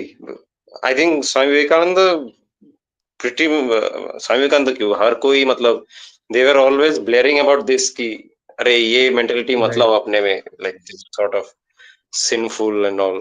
And also to tell you, मतलब इस context में you can ask me, यार, then what are the other sort of gun, right? And that I think कि यार these are fundamentals. Now, as per me, as per me, the easiest form of spontaneous morality is gratitude, and easiest form of intention morality is platitude. Platitude मतलब जो चीजें इतना बार बार बोलो कि वो useless हो जाए, ठीक है Hmm. कि Completely. राइट. तो gratitude is something which is the easiest form of spontaneous morality. Honor is difference between just freedom and independence, right? On responsibility, it is a right on duty, right, right, Brilliant right. point. हाँ. तो gratitude ऐसी चीज है ना which actually दुनिया का मतलब changes your own perspective on everything. And gratitude is something, जैसे for example, if let's say someone is poor, ठीक है, someone is Hmm. poor versus someone is very rich. वही बंदा, मान लो एक पुअर बंदा था, उसको पैसा मिल गया एंड देन वो रिच हो गया, ठीक है, तो वहां पे Hmm. काफी सारे जो मोरल फ्रेमवर्क में काफी सारे चेंजेस लाना पड़ता है, right. Indeed. But Indeed. Hmm. But अगर वो, if he or she is, let's say, has some sort of gratitude, वो फिर पास ऑन होता है. एंड ग्रेटिट्यूड इज समथिंग ना जो डिपेंड नहीं करता किससे बात कर रहे हो, मंत्री जी से बात कर रहे हो या फिर एक वेटर से बात कर रहे हो या टीचर से बात कर रहे हो. It is an spontaneous emotion which you can show and express to everyone, at least feel about Yes. it. बाकी सारी Hmm. चीज नहीं होता है, अलग अलग लोगों के साथ अलग अलग तरह से बिहेव करते हो, उसके हिसाब से फिर तुम्हारे जो इमोशन है ना, तुम्हारा जो morality, at least the way you want to react, वो चेंज होता रहता है, Hmm. राइट. कि मैं अगर पीएचडी में थीसिस Yep. डिफेंस कर रहा हूँ in front of 5 professors, I have to be tough. मैं अगर उनको Yep. बिल्कुल ही कोक्सिंग कैजुअलिंग कोक्सिंग बातें करने लगे, सर आप तो बहुत बढ़िया हो जाए, फिर वो डिग्री नहीं देगा मुझे, ठीक है. Against Yeah. Yeah. दूसरा अगर कॉर्पोरेट फ्रेमवर्क में है, वहां पे मुझे थोड़ा बैलेंस रखना होगा. Hmm. I can not be tough too कि जिनको मैनेज कर रहा हूँ बहुत ज्यादा टफ हो गया कि आई एम एक्सपेक्टिंग दैट्स. काफी लोग कर देते हैं, पीएचडी में तो इतना स्टैंडर्ड था, कॉर्पोरेट में क्यों ना करूँ. But again you are doing a mistake, right, कि वहां से लाके इधर प्रोजेक्ट कर रहे हो. But Yeah. Gratitude is something जो तुम थीसिस डिफेंस में टफ होके भी एडवाइजर को दिखा सकते हो. ग्रेटिट्यूड इज समथिंग जो पार्टनर को दिखा सकते हो, मॉम डैड को दिखा सकते हो, अपने घर वाले को दिखा सकते हो, दोस्तों को दिखा सकते हो, वेटर को दिखा सकते हो. So it is such a easy and such universal sort of spontaneous morality ना, moral value Hmm. जो Hmm. जो रखना चाहिए. मतलब honor, gratitude, ये these are basic sort of fundamentals of any moral framework, मुझे लगता है ये. Yeah. But recognition of self worth and gratitude उससे भी आता है कि हाँ, recognition the of the others basically, हाँ, of their yeah, worth. yeah, others. True, true, yeah. Yeah, yeah, It's a nice absolutely. interpretation. Without honor, what occurs is a neta's state of decadence, artificial quasi stable state, right? It is spirals gets out of control. Exactly. Hmm. Honour के बिना Hmm. तो कोई culture चल ही नहीं सकता, कोई भी Yeah, culture नहीं चल. and they hit at honor culture. उसको use राइट, करके they hit at us. Exactly. How they damaged on this everything, यार, everything by hitting our honour. They hit our honour ना बेसिकली. इतना ज्यादा propaganda दिखाने की जरूरत क्या है. Yeah, like there might be problems in any system of jurisprudence. मैं खाप पंचायत की बात कर रहा हूँ. But to exactly, hit them right. saying कि अरे ऑनर कल्चर है उनको, अरे सामाजिक व्यवस्था है तो समाज को देख के कुछ अगर मतलब प्रेस्क्रिप्शंस दे भी दिए, why are you hitting at right. honor culture? What the hell?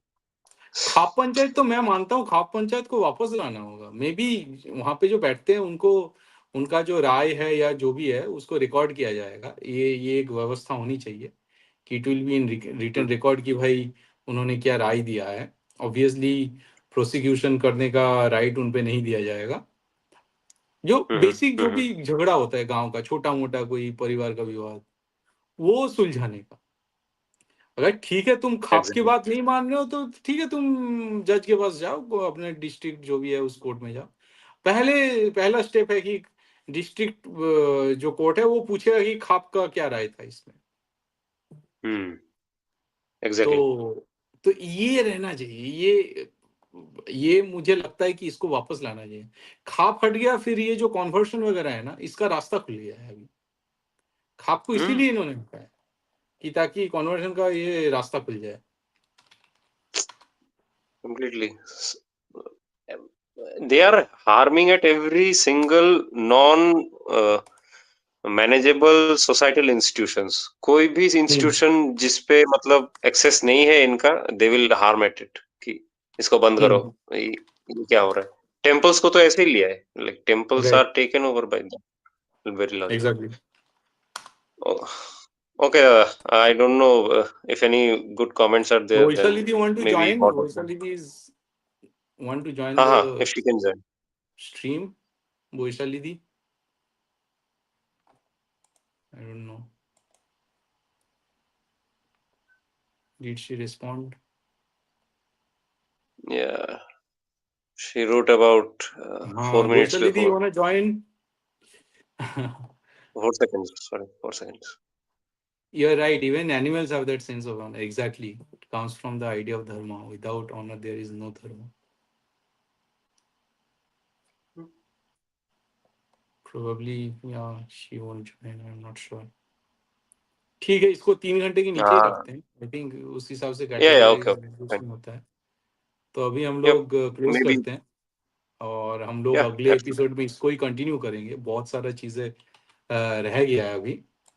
Intention morality और Yeah, एक्सटेंसिवली डिस्कस करेंगे, और अब्राहमिक पैराडॉक्सेस हैं, धर्मा कर्मा डिस्कस करेंगे। जिस हिसाब से मैं इस फ्रेमवर्क को देख रहा हूँ, इन लोगों को एक क्वेश्चन रहता है ना यार, karma the world seem so sporadic, फिर निष्काम कर्मा का एक जगह तो है, but overall what is karma. mm-hmm. तो ये मतलब how to see karma as a causality, इसको मैं कवर करूंगा। Yep, yep, yep, yep. कि हाँ, कि जो Deeper स्पॉन्टेनियस topics. मोरालिटी वाला पार्ट है उससे जो जनरेट होता है वो थोड़ा स्टोकेस्टिक हो सकता है, बट बायस जो आता है Mm-hmm. वो इंटेंशन मोरालिटी से आता है। तो इंटेंशन मोरालिटी के से अगर चीजें करोगे तो उसका छाप जो रह जाएगा तुम्हारे कर्म में, तुम्हारा प्रोडक्ट में, वो कर्म है बेसिकली। विच मीन कि अगर True.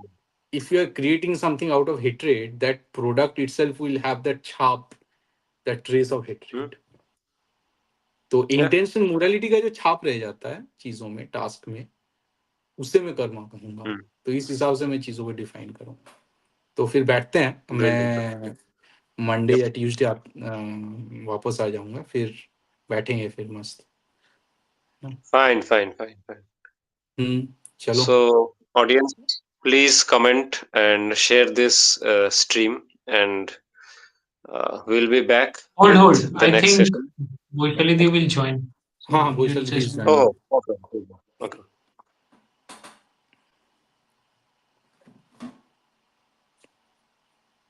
And for the audience, if any one of you want any of the documents or the reference, kindly comment.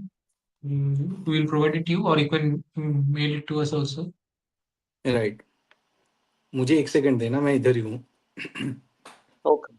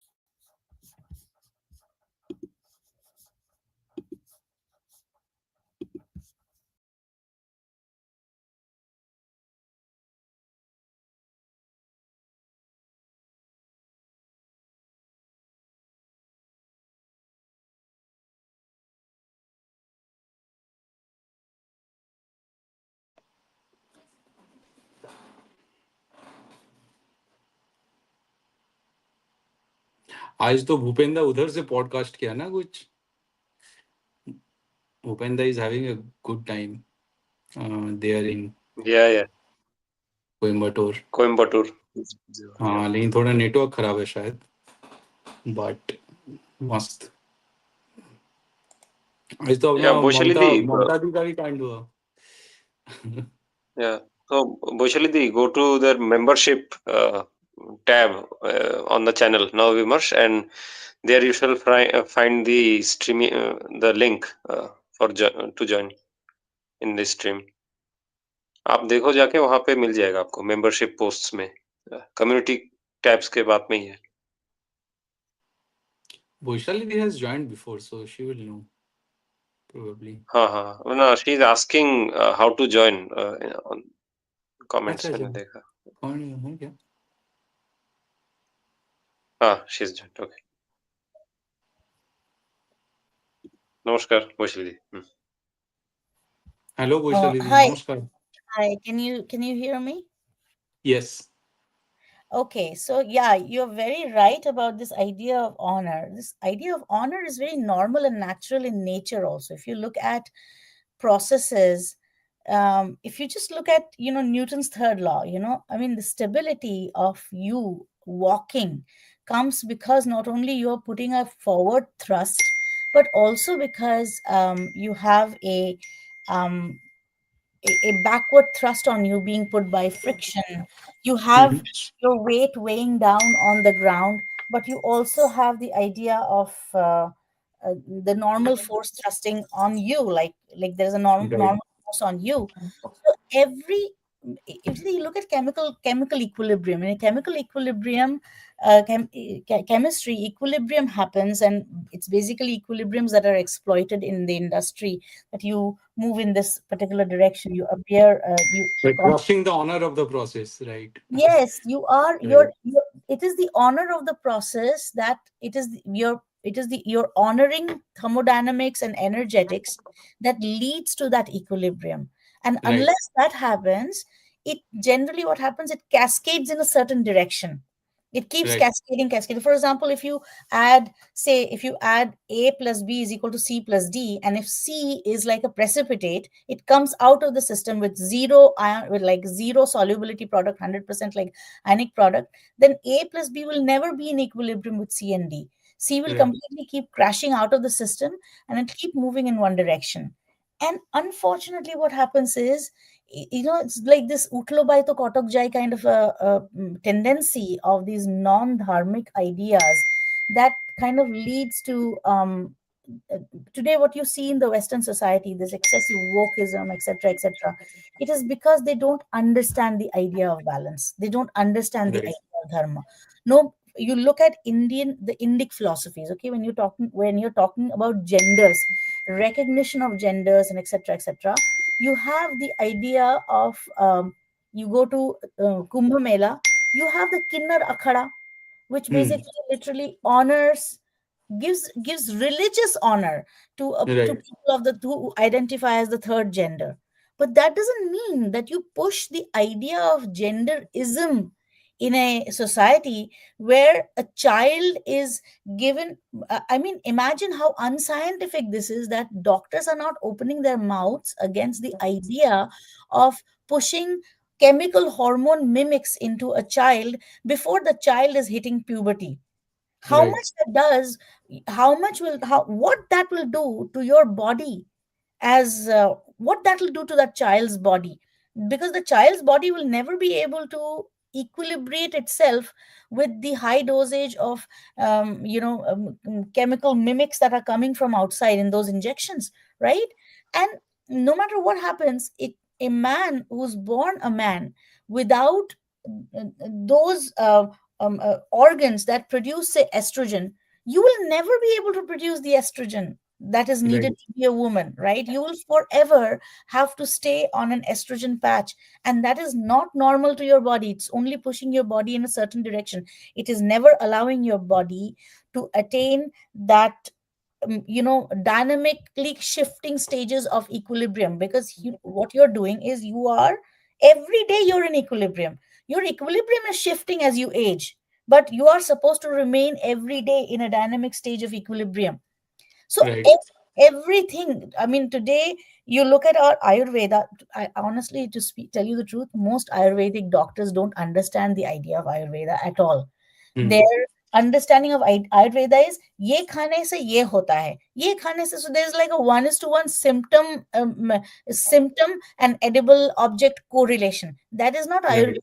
Ayurveda is basically trying to achieve a certain balance for your body to the best of your nature and what can be put inside your body to give you the best possible results at every point in time. That Right. includes lifestyle. If Ayurveda tells you that you should not eat XYZ foods because then this medicines will not work, then you should not eat those XYZ foods. Unfortunately, these concepts today, we are our even our concepts have been corrupted completely. But this idea of honor, it is a very natural thing in the universe, because without this idea of honoring natural laws, you cannot achieve Right. an equilibrium in anything, not in science, not in your body, Rosalie, not in your mind. this is the way you have described this process na, like poetically this function of nature through honor. मेरे से फिर मेरे दिमाग में एक अच्छा idea आया, which is that it is the honor that is actually getting us rid of any external agent like God in the natural functioning. So, for example, the way you have explained, कि ठीक है, we are walking and the bhumi itself has a honor, so it is sort of way, in a way, it is pushing us, right? It is imparting that normal force due to which we are being able to walk. So I am imparting some force. There's a normal force which is coming from quote unquote the honor of this bhumi, which is basically reaching an equilibrium, right? And I can walk. Now, same is going with the chemical processes, chemical equilibrium, right? Here the point is, and similar way for the society as well, because I have some honor, you have a sense of honor, and through this sense of honor, we are creating this interaction and conversation, right? So when you try to build a society based on honor, you don't need that external agent. No, you don't actually. This is the But whole the idea. moment when you try to talk about rights, ki I have these list, I have this list of rights, you have that list of rights. Now we are going to collide with this list of rights. So for the assignment of right, you need that some external agent, so Exactly. called the You need a state. middleman. You don't need You a need a middleman. middleman.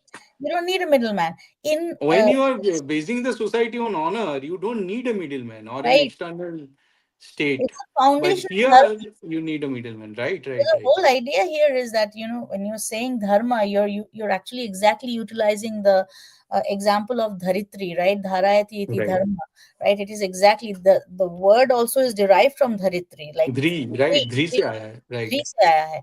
And here, see, you in an honor based idea, in an honor based existence, independence is the crux. Independence Hmm. is basically the freedom to take your responsibility.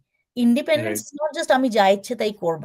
When I have the right, freedom to uproot trees planted by the government, that is not freedom. I have the freedom to throw stones at the university, desecrate university property. That is not freedom. Freedom right, is like the independent. That is not independence. Independence is the freedom to take your own responsibility. You are responsible for your own equilibrium. Now here, in an independent, in a freedom based society, as I said, like in an honor, that process of taking responsibility itself is the divinity. Hmm, hmm, Itself is hmm. the idea of divinity. That's exactly Right, what's also said in the Bhagavad Gita, that ये अभी तुम्हारा जो धर्म है, अभी बाण उठाओ and fire the arrow. That firing of the arrow, right now you need to plan and fire that arrow. That in itself is your pathway to divinity. right, You don't need to define a separate god.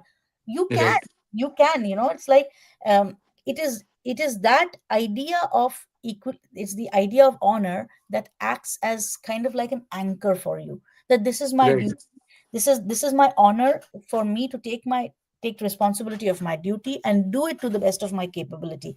It is exactly that lets you fly high. It keeps you grounded. It's You're like a kite. Without right, honor, like that string which acts as the honor, that code of honor, If you cut that string, that kite cannot fly high. That kite will go helter skelter and eventually fall down. But if you have that anchor, that honor, that sense of duty that ties you to the spool, then only that kite can fly high. That kite can Right. bat winds and fly high.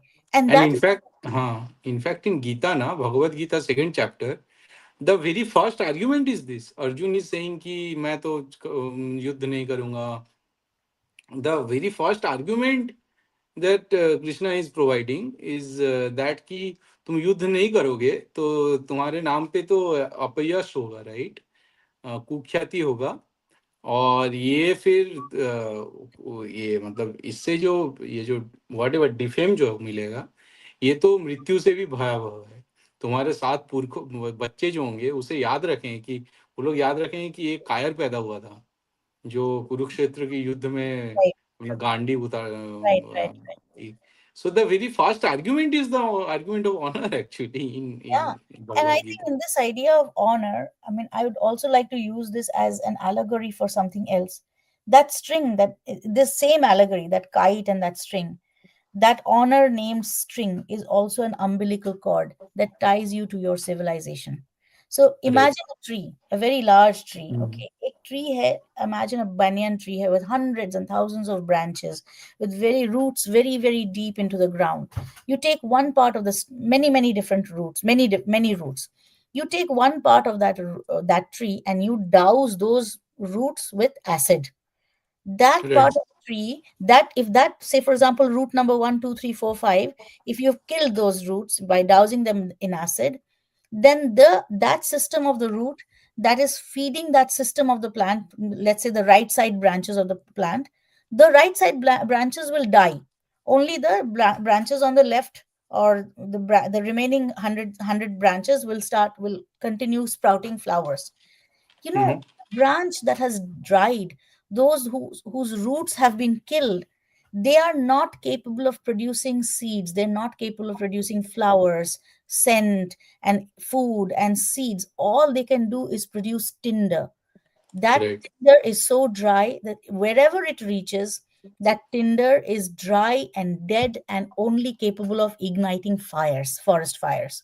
Okay. Right. But the side of that side of the tree which is not bereft of its roots, who have not been cut off from their umbilical cord, the cord that keeps them, they can still keep proliferating. They're like that kite that are tied to that string, that umbilical string of honor, through their roots, Right. their civilization.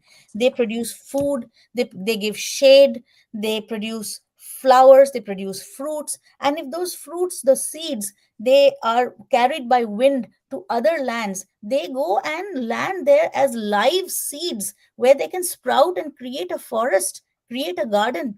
But a twig, but a dry tinder that has been chopped off from its roots is only capable of causing forest fires. Fire. And this is exactly what I see in my Indian society, Indo-Pakistani, our Indian subcontinental society. You look at London, okay? You look at London, I do understand that they have a very strict visa process for Indians, etc. But there are plenty of Hindu, Buddhist, blue collar workers who live and work in places like London and New York in very dire conditions. How many Mhm. riots have you heard being caused by these Hindus and Buddhists from India, Nepal, Vietnam? Practically zero. Okay, almost zero. Especially Indians and Nepali Hindu blue collar workers have hardly ever caused any riots.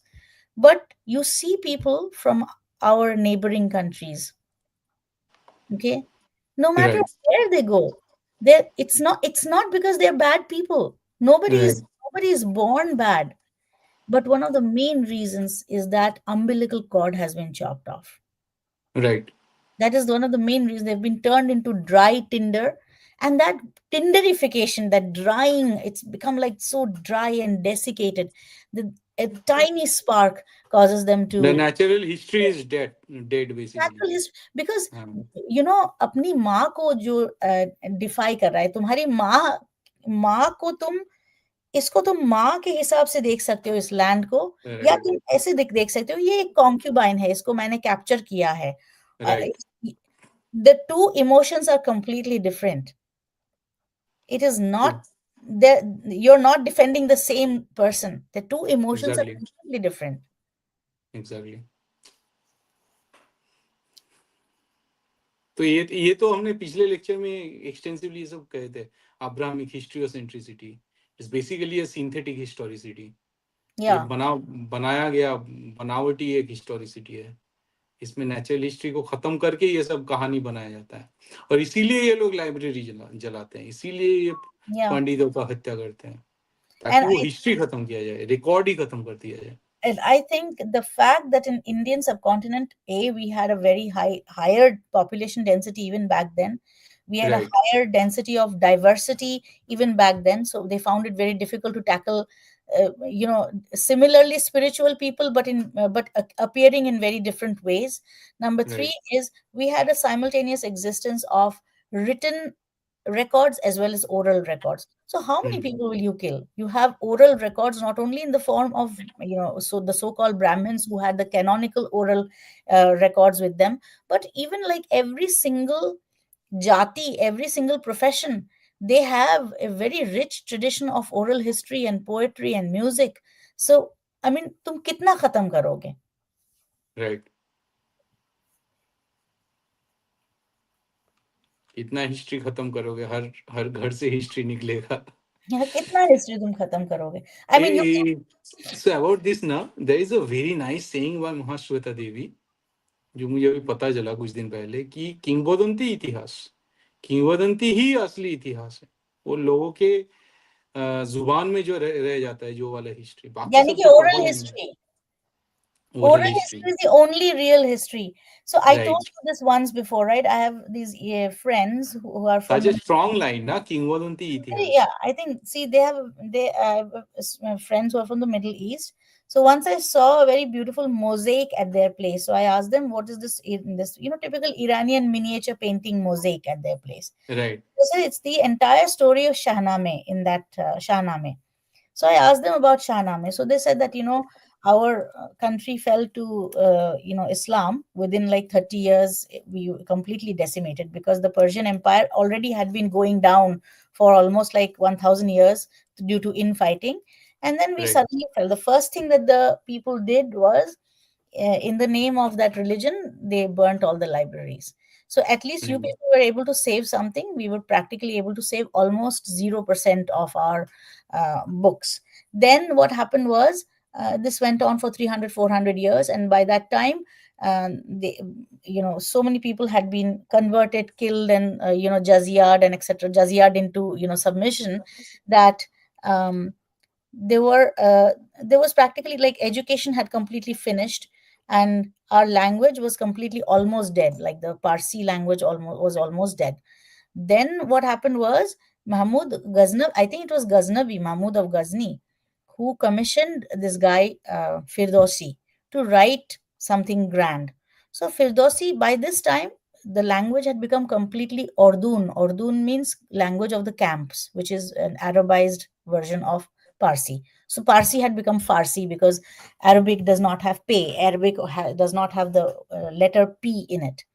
So, then Farsi, he wrote Shahnameh. So Shahnameh is not a creation of Firdausi. Shahnameh is a collection of oral history. These stories already existed. Oral history from the ancient many tribes of Persia. So Shahnameh put those oral histories, stitched them together, and he added a little bit of like more. There was oral history naturally gets a little bit of magic realism to it because it goes right. on for thousands of years, right? So then right. he stitched them together, and he added a little bit more of magic realism, his own slight his own twists to it. In his own twist, basically what they are of the opinion, that they are of the opinion that saved the Farsi language, even though it is now an impure language according to them. It at least it saved the language. It kind of made like writing Farsi by younger people like a thing again, so they started writing in Farsi.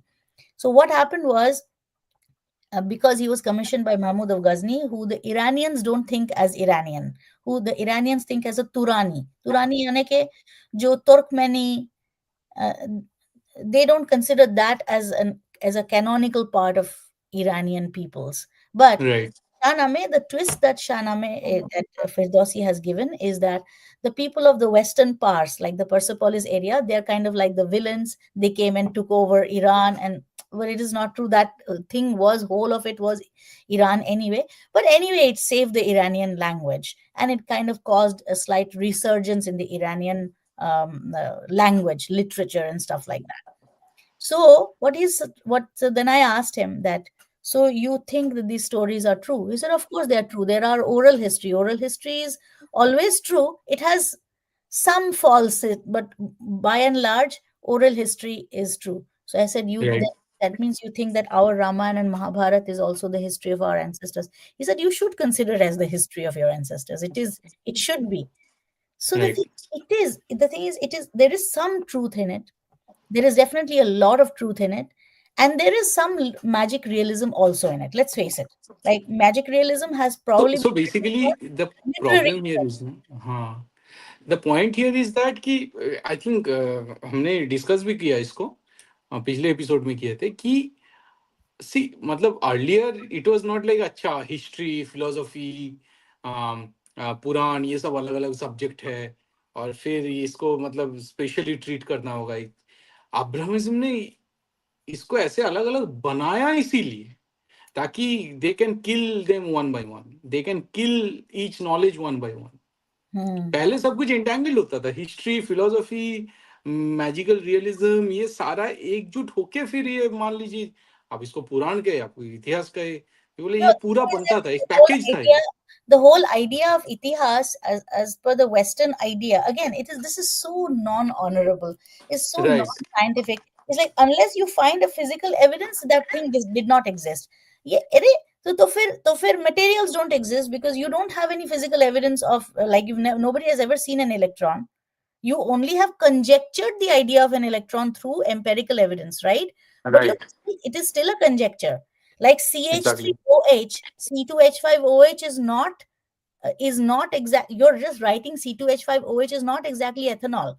Right C2H5OH हम लोग लिख रहे हैं is ethanol. It is a representative molecular year of ethanol. That is not exactly the structure of ethanol. So exactly everything is a conjecture. Whatever you are doing is basically a conjecture. You don't exactly know what is happening in nature. So that means it is not happening. So these European people, they think that only buildings. अरे यार buildings थोड़ी ना रह जाएंगे.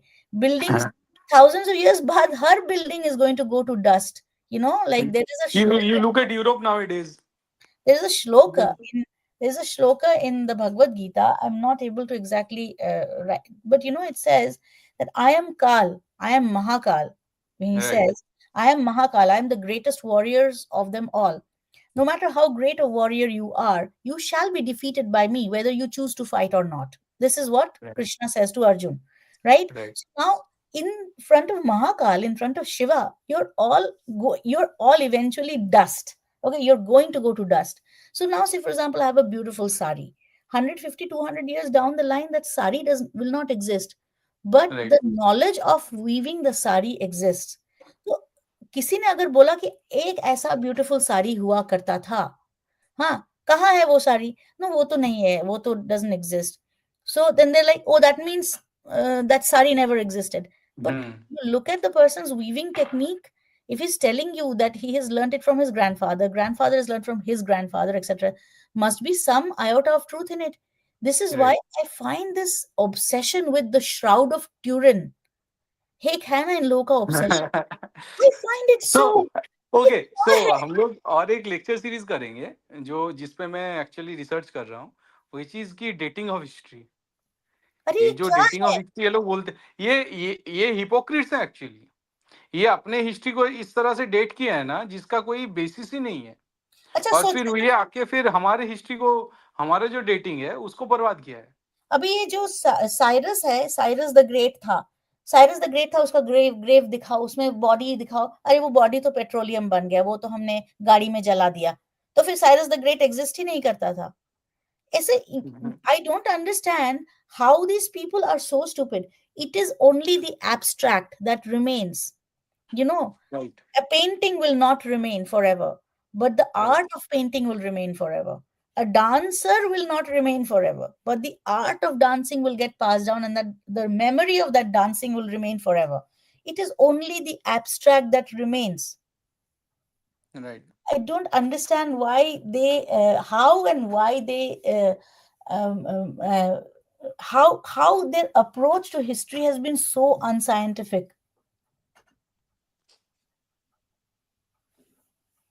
इनका इनका वही है, because they want to destroy everything ना. Yeah. तो See, उसी के one by one लेते हैं, फिर पकड़ के खत्म in कर देते our Sanskrit definition, itihas is defined as dharmartha kama mokshanam upadesham samanvitam purva vrittam katha yuktam itihasa pradakshate. हैं. So there is a purva vritta portion plus there is a katha yukta portion there too. So Right. eventually it's talking about oral history only. It's not, because physical history cannot be maintained forever. ये इनको समझ में नहीं आएगा. But अपने हिसाब से जब लगना होता है तब Jesus is a real historical figure. ये इसी तो, जब तक मुझे तुम जीसस का बॉडी नहीं दिखाओगे, उसको कन्वीनियंटली तुम उसको अगवा नहीं कर सकते हो. उसका तुम मुझे बॉडी दिखाओ तो फिर मैं मानूंगी कि वो और उसका मुझे डीएनए एविडेंस भी चाहिए. राइट. नहीं, वो श्राउड ऑफ ट्यूरिन है. Shroud of Turin, shroud of Turin, क्या बकवास है. और वो भी पता नहीं, कुछ तो कोई एनिमल का या किसी का कुछ तो है. या कभी पता नहीं. अलग अलग स्टोरी चलता रहता है. मैं फिर वो वाला हिस्ट्री में यकीन करूंगा ना. बहुत कन्वीनियंटली बॉडी भी हवा हो गया 3 दिन के बाद. हाँ. कहाँ हुआ, कैसे हुआ, कुछ कुछ अता पता है नहीं नहीं. पता, कुछ नहीं पता. इन लोगों को कुछ अता पता नहीं है. बहुत कन्वीनियंट है. तो इस पे हम लोग एक अलग सीरीज करेंगे. मैं रिसर्च भी कर रहा हूँ, because if I want to write another history book, for the next one I need to know the exact timeline actually. ताकि मैं भी ये जो फिलोसफी पढ़ रहा हूँ इसको भी मैं ट्रेस कर पाऊँ कुछ हद तक. क्योंकि इन्होंने बहुत ज्यादा छेड़छाड़ किया है हमारे क्रोनोलॉजी के साथ. The problem also lies with it is कि हम लोगों ने एक्सेप्ट भी किया है. हम्म. क्योंकि हमारे इंडिपेंडेंस के बाद हमारे पास हमारा ऑप्शन था, शायद था, आई डोंट नो. अभी तो मुझे लगता है कि कुछ इंडिपेंडेंस के नाम पे तो हमें कुछ और ही शायद ट्रांसफर ऑफ पावर. हाँ.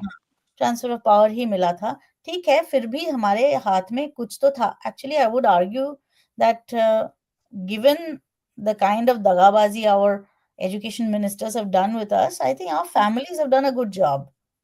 Right.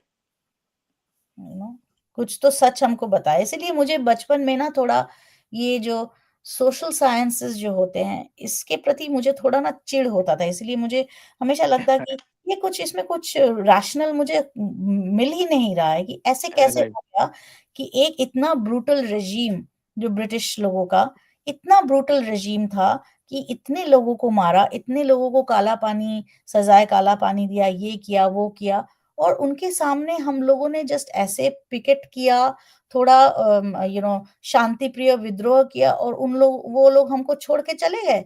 I mean the reason can not be कि हमसे, हमारे शांति के प्रस्ताव से वो लोग डर के भाग गए. ऐसा तो हो नहीं सकता. तो फिर ये मुझे कभी कभी मुझे ये we are reading also little bit about the American revolution, कि हमको पता है हाँ. ये लोग कितना वायलेंट कॉलोनाइजिंग पावर थे कि अपने डिसेंडेंट्स को इन लोगों ने नहीं छोड़ा. ये जो अमेरिकन जॉर्ज वॉशिंगटन वगैरह थे, ये खुद इन लोगों एग्जैक्टली. के डिसेंडेंट थे. 7 generations down the line in लोगों का खून इतना चूसते थे कि मार के इन लोगों को भगाना पड़ा. तो अपने राइट. डिसेंडेंट्स को जो नहीं छोड़ते हैं, वो आपको क्यों छोड़ेंगे. और फिर अगर आपको छोड़ना ही है तो फिर इतना मारा मारी करके, इतना क्या डेस्परेशन था आपको कॉलोनाइज करने का. आई मीन जरूर, I mean I am pretty sure there was some reason why they colonised you, why they were so desperate to colonise you. कोई तो फाइनेंशियल इन लोगों का बेनिफिट हो रहा था. और एक पॉइंट राइट.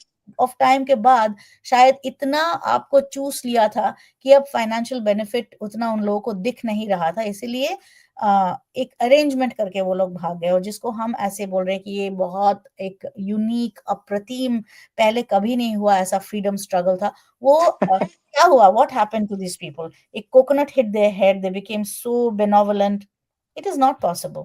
सो ये मुझे Yes. कभी रैशनल लगा ही नहीं हमारे history. Gandhism essentially was a tool and मतलब it was a tool for Hindu genocide.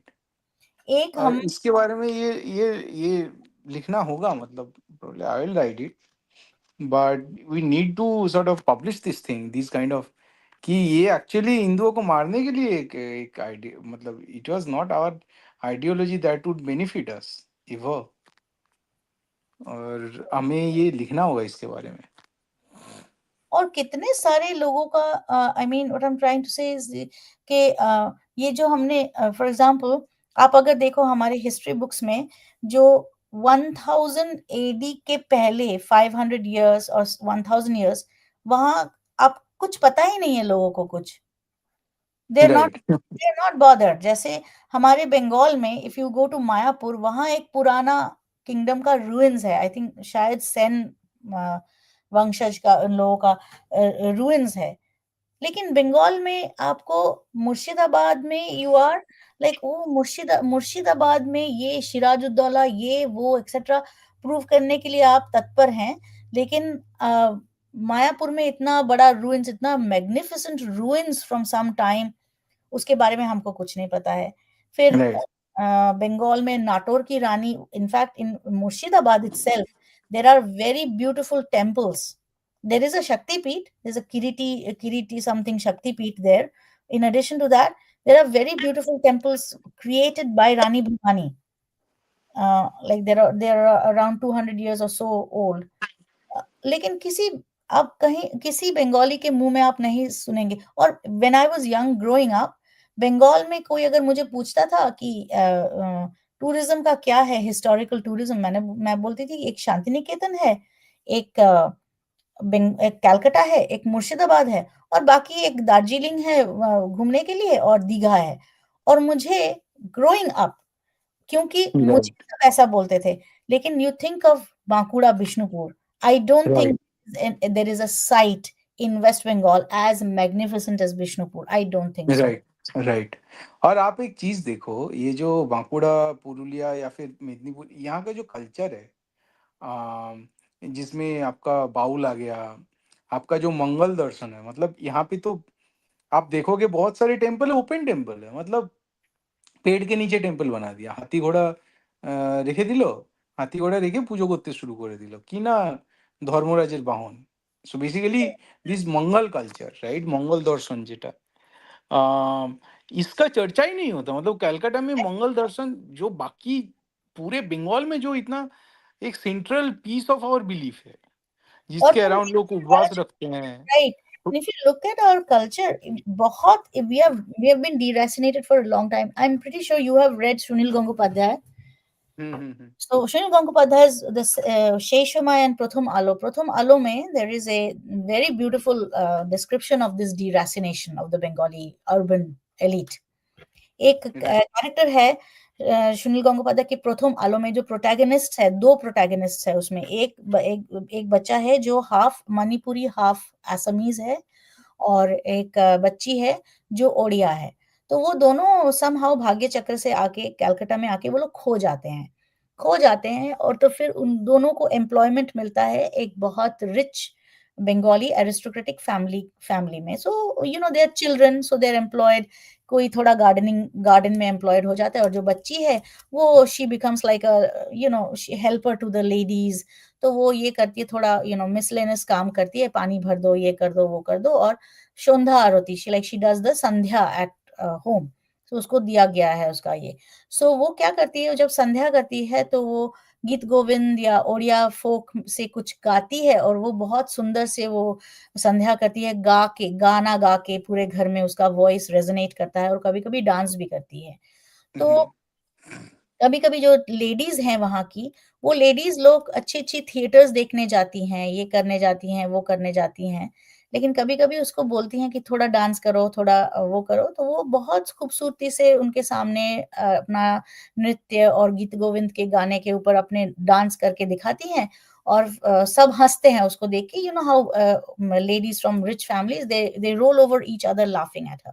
तो उसको पूछते हैं वो लेडीज कि आपने ये कहाँ सीखा, तो वो बोलती है मेरे पापा के पास सीखा। तो उनको बहुत हंसी आती है कि एक पुरुष होके डांस सीख रहे। तो वो बोलती है कि हमारे गांव में तो सबको डांस आता है, ऐसी कोई बात नहीं है। जो पंडा है वो जो सबको डांस तो सब सब करते हैं, इसमें कौन सी बड़ी बात है। Can you see that from the behavior of the Assamese Manipuri guy and by this Odia girl who are in Bengal, you see the difference between the deracination, less deracination of their societies than our societies. You see it in that novel itself. ये सुनील गंगोपाध्याय जो खुद एक left wing writer हैं, I mean वो ही लिख रहे हैं। तो सोचो कि कितना हम लोग अपना जो कल्चर ऑफ द सॉइल भूल चुके हैं। देखिए देखो, एक हमारा रविंद्र नृत्य है, बहुत ही सुंदर है, लेकिन Rabindra Nritya is not like the folk dance, folk based classical dance culture of Bengal. बाकी जो सब हैं, जैसे कथक आ गया, जैसे ओडिसी आ गया, जैसे भरतनाट्यम, मोहिनीअट्टम, सब ना उस जगह के सॉइल के फोक कल्चर से उपजे हैं। मणिपुरी आ गया, सब कुछ। और everything has some connection to the erstwhile temple ecosystem, जहाँ पे ये जो नाट्य है या ये जो नृत्य है, गाना है, ये ऑफर किया जाता था as a ritualistic practice for spirituality, for spiritual purposes. वो बंगाल में बिल्कुल it's lost in the sands of time. यहाँ बंगाल में एक सिर्फ रविंद्रनाथ, जो I am not talking about the Rabindra jihadis, I am talking about Rabindranath himself. उनका एक बहुत ग्रैंड सिविलाइजेशनल व्यू पॉइंट था। तो राइट उन्होंने क्या किया, initially when he started this idea of Rabindra Sangeet, Rabindra Nritya dramas, he got gurus from Kerala and he got gurus from Manipur, the farthest two places on in the Indian nation, right? And he got his students to learn both Manipuri and Kathakali. And by right mixing Manipuri and Kathakali, they would create dance dramas. उनका जो था वो एक civilizational integration का viewpoint था। वो it's a great, so basically Rabindra Nritya is not a very Bengali art, it is a pan right Indian art, pan civilizational art.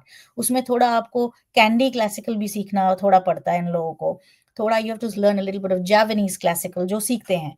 लेकिन where is the classical dance form of the Bengal area? Odissi तो नहीं है वो, कथक भी right नहीं है। कथक बहुत खूबसूरत है, वो तो मैं भी सीखती हूँ, लेकिन बंगाल का जो गौड़ीय नृत्य है, जो हमारे स्क्रिप्चर्स में भी मेंशन है, वो उसके जो सब क्लासिकल डांस फॉर्म्स है, वो अभी भी प्रैक्टिस होते हैं in Purulia and in the form of folk dances, अभी भी प्रैक्टिस हो राइट या बांकुड़ा इस जगह पे।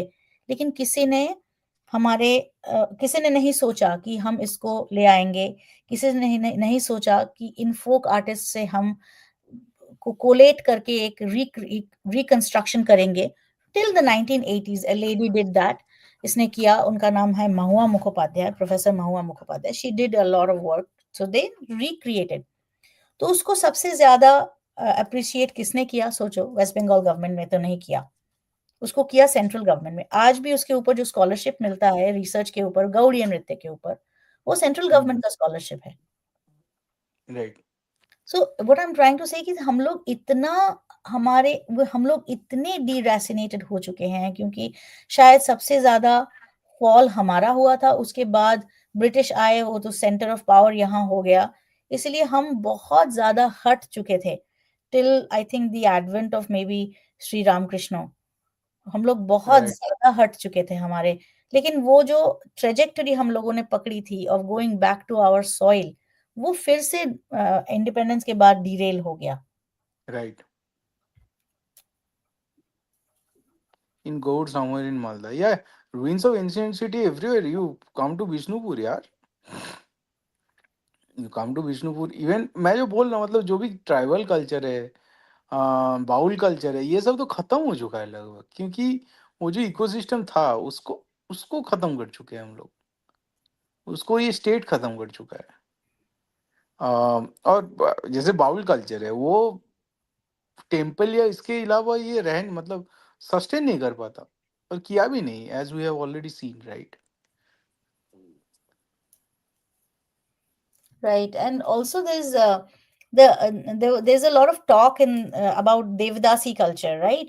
कि अगर कोई malpractice, social malpractice अगर हो भी देवदासी कल्चर के साथ, you can't throw the baby out with the bathwater. वो सोशल मैल प्रैक्टिस तुम दूर करो, पूरा देवदासी कल्चर जो है उसको नॉट ओनली दूर किया, 1960s में हमारा टेम्पल्स नेशनलाइज कर दिया। उसके बाद जो रिटायर्ड देवदासीज है, I understand that there is no more dancing in temples like that anymore, लेकिन जो रिटायर्ड देवदासीज हैं जिनको सैलरीज मिल रहा था, पेंशन मिल रहा था टेम्पल फंड से, वो सैलरीज भी खत्म कर दिया। तो फिर वो बेचारी, लाइक देयर वर पीपल जिनको फिर आर्टिस्ट लोगों के कंसोर्शियम ने एकजुट होके फिर उन लोगों को खाने पीने का बंदोबस्त किया, उन ओल्ड देवदासी बिचारी लोगों का, क्योंकि सारा पैसा टेम्पल का तो ले लिया इंदिरा गांधी के गवर्नमेंट ने।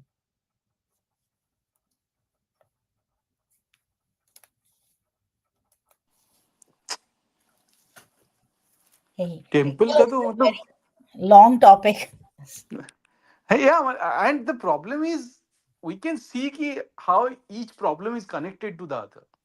yeah, it's because you have no sense of honor and respect for your own culture. तुम Right. अगर यूरोपियन सोशलिस्ट बनने की कोशिश करोगे, तुम कौवा होके मयूर का पूंछ लगा के, स्वान का फेदर्स लगा के, तुम सुंदर नहीं लगोगे। तुम कौवा हो तो कौवा ही सुंदर लगता है, कौवा कौवा की जगह सुंदर है। Be proud of being a crow. They're intelligent creatures. तुम मोर हो, तुम उसको ब्लीच करके कुछ और बनने का कोशिश मत करो। अरे अपना आनंद ज्वाइन कर रहा है, आनंद ज्वाइन कर लो यार फिर, if you wanna join. There was actually an action abuse when the British caused it. So the mother was a Devdasi. No, he's probably right. Actually, there's nothing called a Devdasi caste, Bijeet. Actually, Right, right. this Devdasis, uh, Devdasis are actually they are people who are married to the Lord. That's kind of like it used to be like a spiritual practice.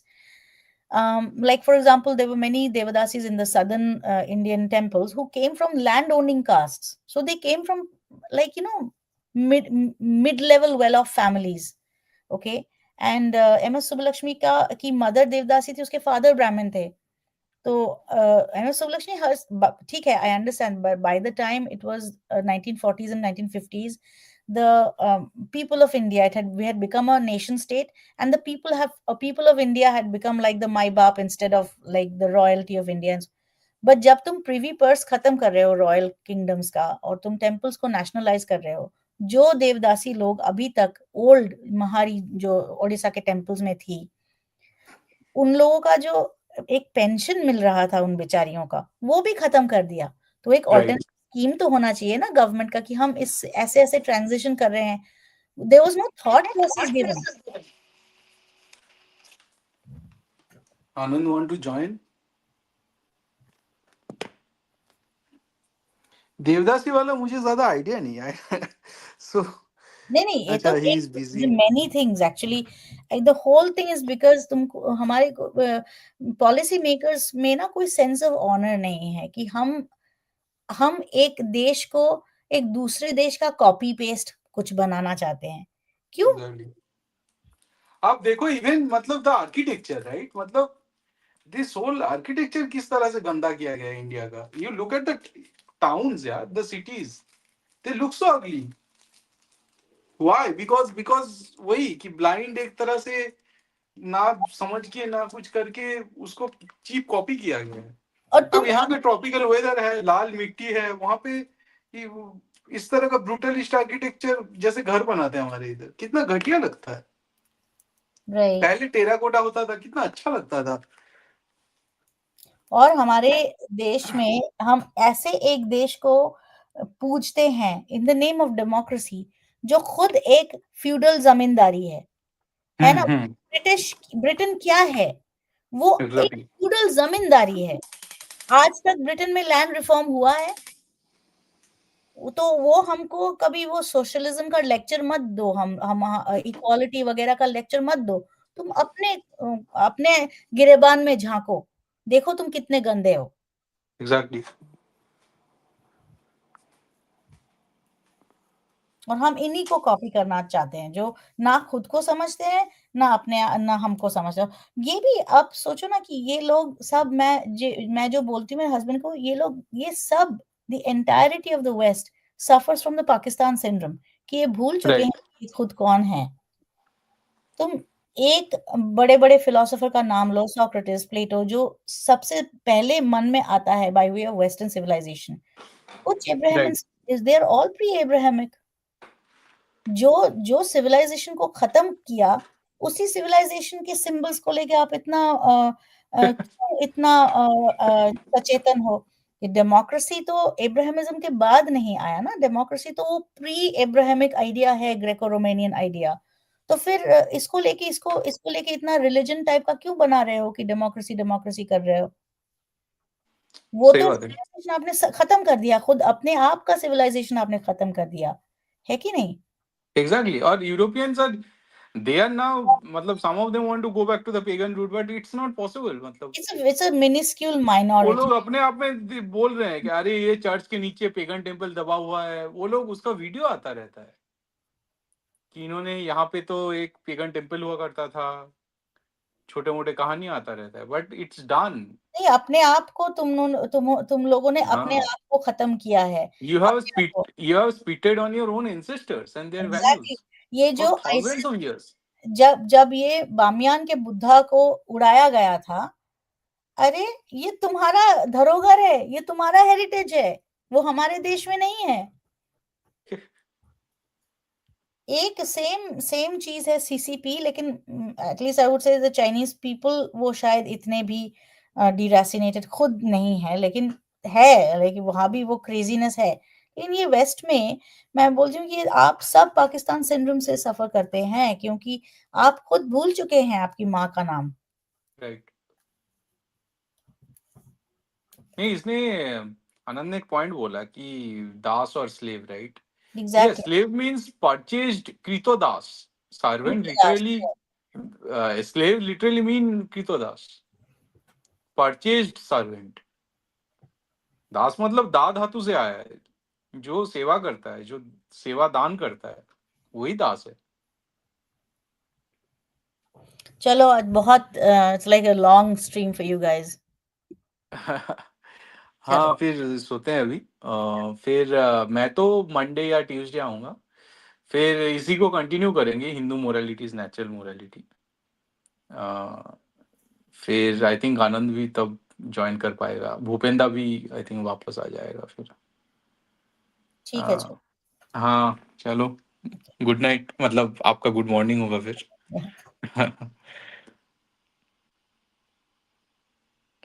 Admin I think we can close now Yeah. So this is the end. Yes We will again Monday or Tuesday, I think, lecture number 4. So right do join. Uh, Good night, everyone. Jai Sri Ram, Vande Mataram. Yes Vande Mataram